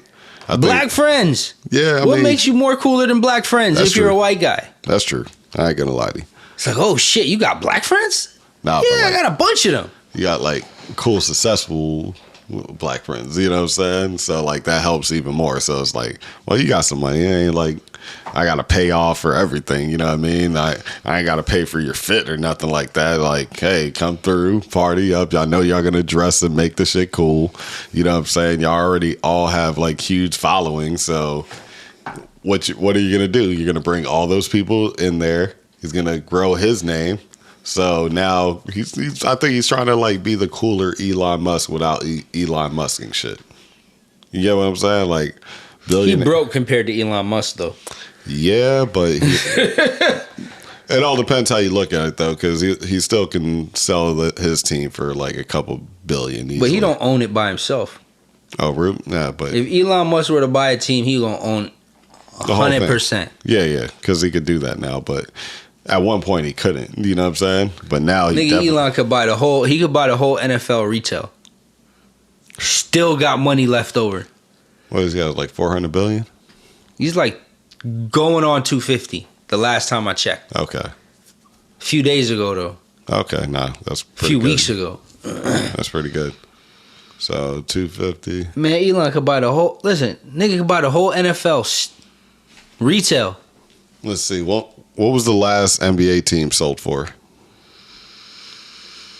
Utah? And they bought it for what, $3 billion? Yeah, something in the bills. He could buy the whole NBA too. Yeah, actually, you might be right on that. You might be able to get. He could be close to the NBA. He could buy the whole NBA, bro. It's gonna be at that line, very close. He could buy the whole NBA. I'm telling you. Because I'm only averaging certain prices, but I'm pretty sure if you try to sell the Lakers or the Knicks. Yeah, Lakers is probably like, you're going to have to give up like 6, 7, 8 billion. You know what I'm saying? For them. But that's the highest. The Lakers and the Knicks are the highest, period. And the Chicago Bulls. All those big cities is getting good money. Nigga give the owners of the Detroit Pistons 1.5 right now. Nah, they're still somewhat historical. But yeah. 1.5 right now. Shit, if they would have stayed, if Charlotte would have stayed the cutting Bobcats, my losses. If the Charlotte would have stayed the Bobcats, that might have been the same evaluation too. But no, it'll be more than 1.5. The lowest that they're going to go, based off of, you said the last one was like $3 billion. I'm thinking you're going to get quality from 3 to 6, just on average. You know what I'm saying? Because it's going to raise from just those major teams that you're going to have. That it's got to get paid 6 or 8 or even 10 billion. Same thing with Bezos, bro. Like, these niggas have ungodly money. Oh man, they got that. Yo, summertime and ain't nobody dropping no hitters, bro. Except Drake, but But other than Drake, like ain't nobody dropping no like heaters, bro. Like, what happened? Summertime was the time to drop heaters. Let's see what, you know what, I haven't even checked for, you know what I haven't checked out yet was Chris Breezy's album. So it came out? Yeah, I believe that's out. He's been having issues. Yeah, he's saying he don't be liking that nobody supporting this shit. I just seen that article. Is he talking about like the fans, or is he talking about other artists talking about for him to? Shit, I don't know. Because that's I don't be reading these articles, bro. No, I'm just gonna keep it a bean, guys. No, I get that. But to the listeners, like I don't read none of these articles. If the headline's good enough, I'm reading it. I'm gonna read all the way into it. I'm not even gonna do that. Like I'm gonna read the title, and hopefully somebody else has read it, and then I can say my two pieces off. There's very few and far between. Like I gotta see some shit. No, I feel you. Like I read that Nicki article. Like so, like okay, so then now I'm lying. So like, yeah. Like it all depends on what you're reading. If the headline's good enough, and like you may just be already middle of the whole thing going on. You know what I'm saying? So I definitely read articles. Not everyone is gonna entice me to do that, though. I'll tell you that straight up. There's plenty of people in the industry that I'm not trying to read up on. You know what I'm saying? There's plenty of like, damn, okay, this is happening. All right, let me see if the headline matches what they're talking about, because sometimes it's obviously just there for clickbait. Yeah, facts. That's why I don't like reading a lot of these articles. Yeah, but you got to pull their card every so often, so you got to really read everything going on, because they'll play a few safe words and just curb it how they need to curb it. Yeah, you know how it goes. Oh yeah, all day. Let's see. Yeah, what's going on in other hippity hoppity news and whatever. I don't care. Hip hop right now is kind of on the deadish side. Like not too much is going on in the industry. Like people are gearing up for concert season. Facts. Like I said, Rolling Loud's about to be in Miami in a couple of weeks. So that's pretty much what it is. Ain't nothing really going on out there, like I said, other than like shootings, fuckery, high gas prices. What else? There's no sports. Yeah, I mean, only except baseball and like said, MLS. There's still the KD watch. KD watch, yeah, man. Colin Cowherd said he wouldn't give up that much money for KD, which I'm kind of bordering on that. Like I kind of agree with him on that, as a matter of fact. Like he's just starting the 4-year contract this season, and he's already asking for a trade. I heard another like what's to say he's not going to ask for a trade a year, 2 years into the contract? I heard another theory, actually. What's this one? Via Kendrick Perkins, actually. He said, hey, listen, I don't know exactly what's going on, but I don't buy what's going on, because we're talking about a top 5 player in the league right now, and he requested a trade and nothing happens yet. Like, yeah, there's lots of players that you're saying that can't be in the trade or involved in the trade. He's like, but yeah, the hell it can. You send off Ben Simmons with him if you really want to get it done. You're not with him, but just send him out so you trade off that and you could pick one of those top players that they're asking for. And then he was like, yeah, but what about KD? He's like, the hell with KD, man? Like, got a business to run, this and that. Like, just was being real. But I kind of, So you think they're working on a Ben Simmons trade before they could do all this other shit? Nah. I think he said, I think KD's not going to leave. Not that the fact that he just loves to hoop, but he's saying that he don't want to work with Ben Simmons? No. He's saying that KD is basically just doing this just so, because Kyrie didn't get his money. So, you know what I'm saying? Fuck Kyrie, bro. I got you. I think he's still backing him.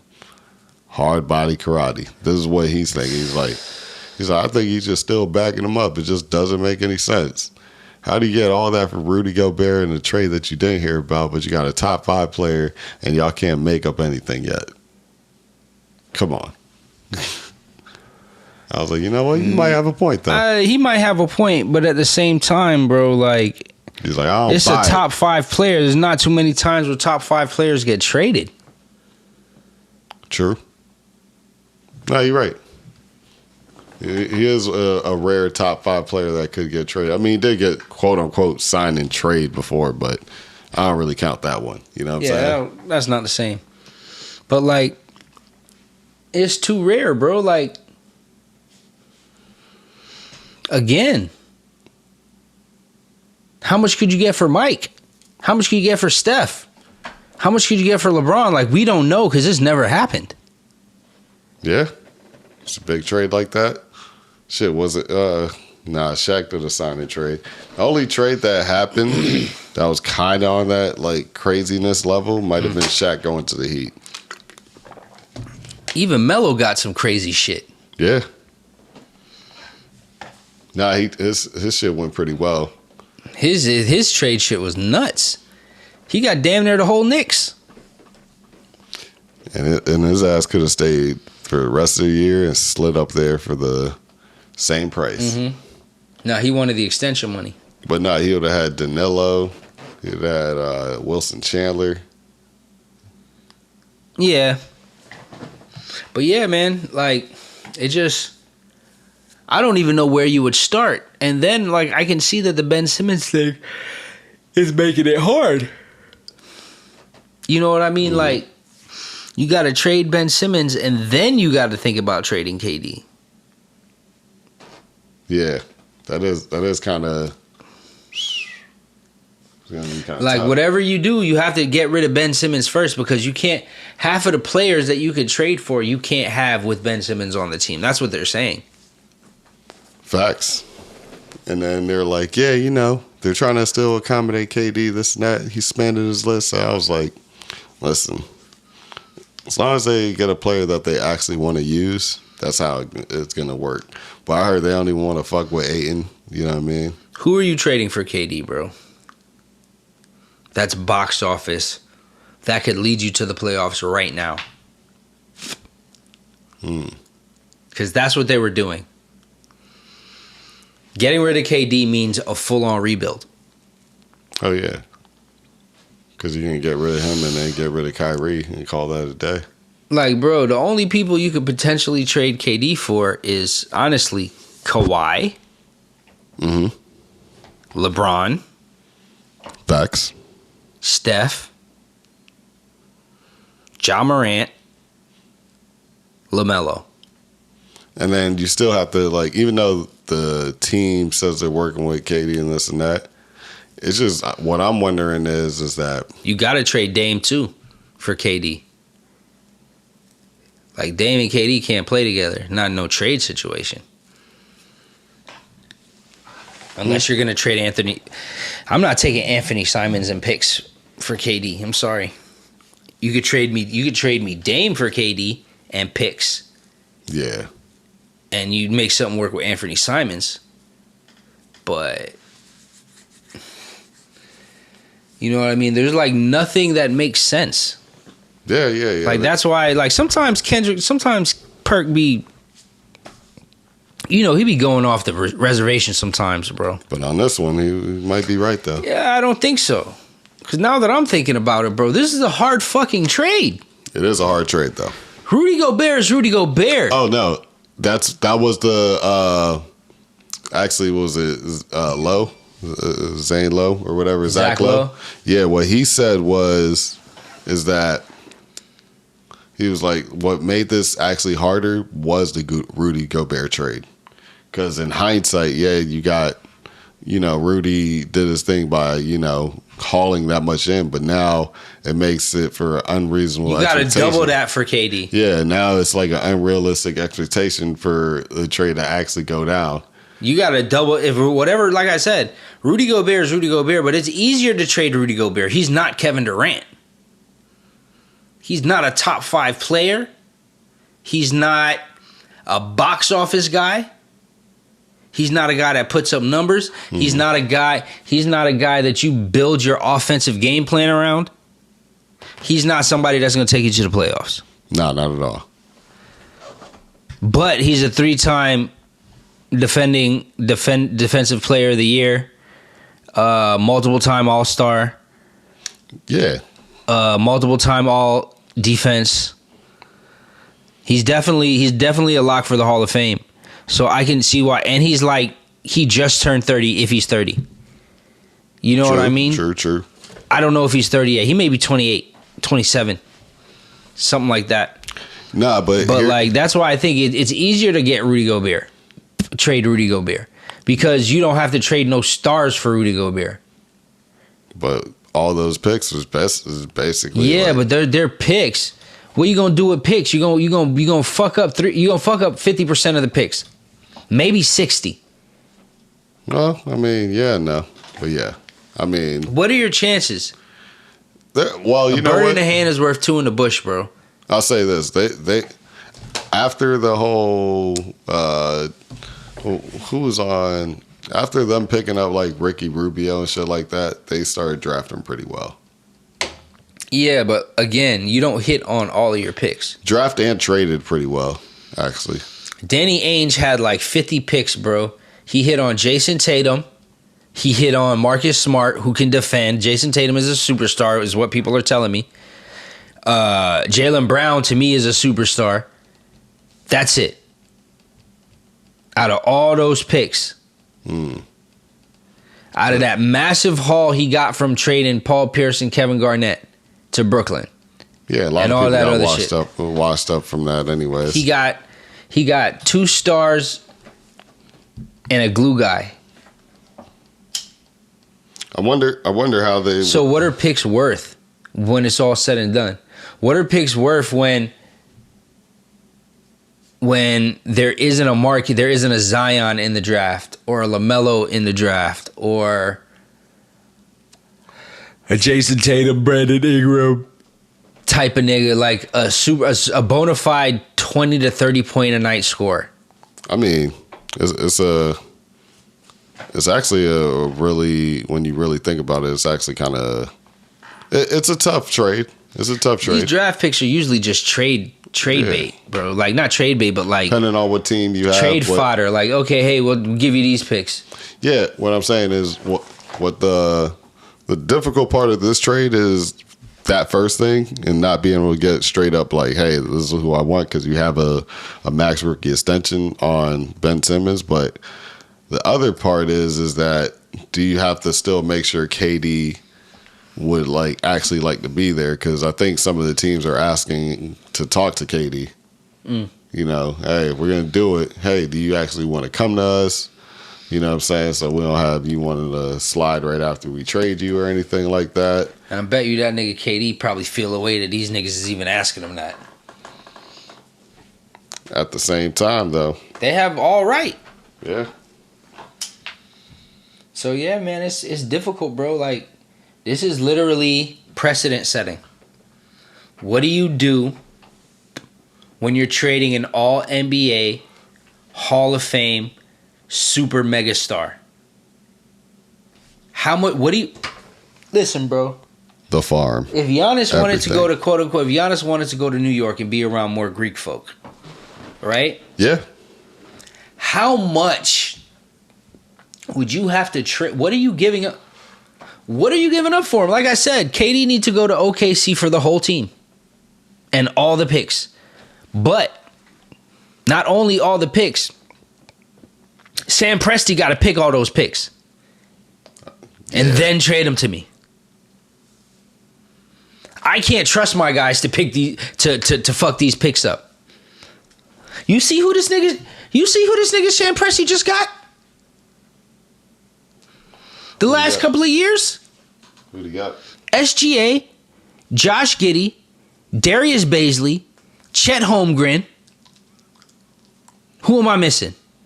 He's got somebody else over there too. Better yet. Sam Presti picking all my picks. Better yet, so Sam Presti doesn't finesse you. Just, Nah, Sam Presti got to pick all my picks. No, I'm saying. And he can't finesse me. Like, that's got to be in the, like, yo, brethren, this is what we're doing. You know how Danny Ainge moves, so I feel like Sam Presti's, like, right in that same category. Bobby Marks is like, I'm standing here right now because of Danny Ainge. Doing media, basically. He's like, he got me on a trade. That's why I said, Sam Presti, I gotta find some way that you gotta pick all the picks, and you can't finesse it. Like, I need the picks that you would pick, nigga. No, I mean, what I was basically saying is you shadow and follow anybody he's sending out to any players. Like, oh, you're going there? Finally, I'm buying this ticket. You know what I'm saying? But, like, do you see his track record? KD, Ibaka, Westbrook, Harden, Steven Adams. Legend. Like, I mean, is he the best GM ever? Is he the best GM ever? One of the greatest finder of talents. But if you want to really think about it, Steph, Clay, and Dre. It's only 3 people. I'm talking about numbers. No, for sure. All of those niggas that I just named off of the people that Sam Presti have. Oh no, they all got MVPs. Facts. Except for Steven Adams, but the top 3. No, I'm talking about like not MVPs. I shouldn't say they all got MVPs. Well, they do. But they all KD MVP. Russ got one too, right? Russ, Harden MVP. Yeah. SGA, he's a triple double waiting to happen. Yeah. He's really good. 6'6" point guard. Not sure if he'll ever get MVP, but he may get considerations for. He's gonna be an all-star. He'll get considerations a few times though. For Josh Giddey is another all-star potential, all NBA potential type guy. He's like Luka Light. Buckets. Baisley, he's coming up. Yeah, Darius Baisley, he's good too. And this nigga Chet Holmgren is dropping buckets right now. Chetty's wetty. It's a pretty strong organization when they've been like building everything up from the ground up. Yeah, you can't get free agents over there, so you can't miss. The year they got Paul George was a fluke, and then he decided to stay until he was an unrestricted free agent. He was out. Yeah, he did try though. He did try over there. Oh, yeah, he gave it his all, but it's like, Russ can't play with another superstar, dog. I think that's what it is. He was ready to humble himself to play with KD, though. Nah, he didn't humble himself to play with LeBron. Did he want to get traded? He did wanted to get traded. Yeah, he wanted to go to LA. That's where he's from. You think he would have like humbled himself a little bit, knowing that they played the same exact style, though. At the end of the day, we play the same style. You can't tell some niggas what to do. You feel what I'm saying? We play the same style, but you have the rings. I'm gonna fall back. Like, I'm gonna not fall back all the way. I still got to be effective because obviously I'm here. But other than that, like, I got to know that I'm not the guy anymore because it's going to be the guy that has like 4 or 5, and that's LeBron right now. You know what I'm saying? Big money Bron. I'm still Steph over LeBron right now. Oh yeah, I'm still. And remember, guys, you heard that first, right here. Everybody is saying it now, but you heard it here. Everybody want to say they want to put Steph on their Mount Rushmore. Man, I've been saying that. All of those statistical achievement awards, you got to throw out of the window because when he literally changed the face of the NBA, like. NBA basketball is played completely different. I just would like for him to win like one more. You know what I'm saying? I don't think he even needs to, bro. I just think it you don't have any real debates. Like, you know, when you just shut down an argument, having one more, two more, even if he has two more, it's like, you feel me? I definitely see one more in his future. I think the second one would be a lot harder, but it could happen for two more, depending on. I can see one more in his future. If he got 5, bro, I don't want to. Listen, if he got 5, bro, I'm just going to put this out there. If Steph gets 5, him is number 1, Jordan number 2. I mean, no, sorry. Other way around. Jordan number 1, him is number 2. All right, look. That's it. You know how they're trying to say KD can get traded to what's the name, right? What, the Warriors? Yeah. That's not happening. No, let's just say, I'm not going to say it does. I think it's better for them, not for this next championship, but like if they actually wanted a three-peat, I think it would be better for them to keep the young guys because they could all pull it. Yeah, because they're going to pull more weight. They just technically watched a player like Jordan Poole step up and ball out, right? And they didn't know him from a year before, but they did know that he wasn't the guy he was this year, right? So it's like, okay. Put in the work. Put in the work. Do what you got to do until you do what you want to do. I feel like Moody and all those guys, you at least got to talk to him. You know what I'm saying? You watching Steph and Clay shoot every day. Clay's going to be better this year, too. You're not going to have to just wait for Game 6 Clay. It's going to look like that most of the season. You know what I'm saying? I don't think the Warriors need KD. I think for them to three-peat, they don't need him. They can get the next one locked in with him for sure. Yeah. And they could get 2 for sure with him. I think them three-peating because of age, guarding people, having that depth, things like that. Yeah, Draymond is bordering on washed. Yeah. I mean, don't get it twisted. KD would cover a lot of that. But if Kuminga is able to get 75% of that, as far as the smarts, he's got the athleticism. I mean, he's not as big as KD, though. No, we're talking about athleticism. And they still got Wiseman. Exactly. If Wiseman can do anything defensively. If he could be Kuminga of last year. If he could do anything defensively also. You feel me? Yeah. If he could just be Kuminga of last year, that's fine. That's all you need. If Moody could be better than he was last year, that's fine. Kuminga needs to be better. Wiseman needs to catch up to just what Kuminga did last year.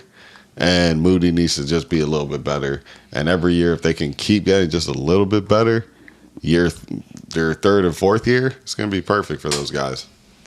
It's going to be perfect for Steph because when he needs to rest his legs, things like that. But with the KD and Steph, yes, they're going to blow him out. Yes, that's an easy 2.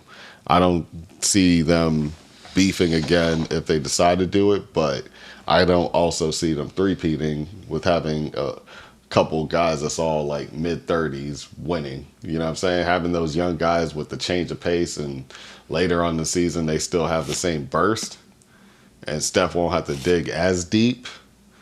You know what I'm saying? I think that's what's going to really help. But the Warriors would technically be one of the smartest teams. There would be like the Warriors version of what the Spurs was facing the Heat. I would think that. And I'm talking about the second time they could still win. Facts. You know what I'm saying? True. So, yeah, man.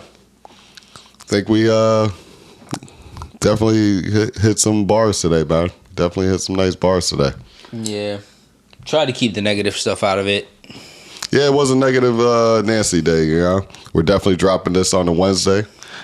Late one. But, nah, man, I hope y'all enjoyed the show today. It's been lightly seasoned. Yeah, y'all. Y'all have a good one, man. Y'all definitely have a good one. Peace out. Enjoy the 2 hours. Peace.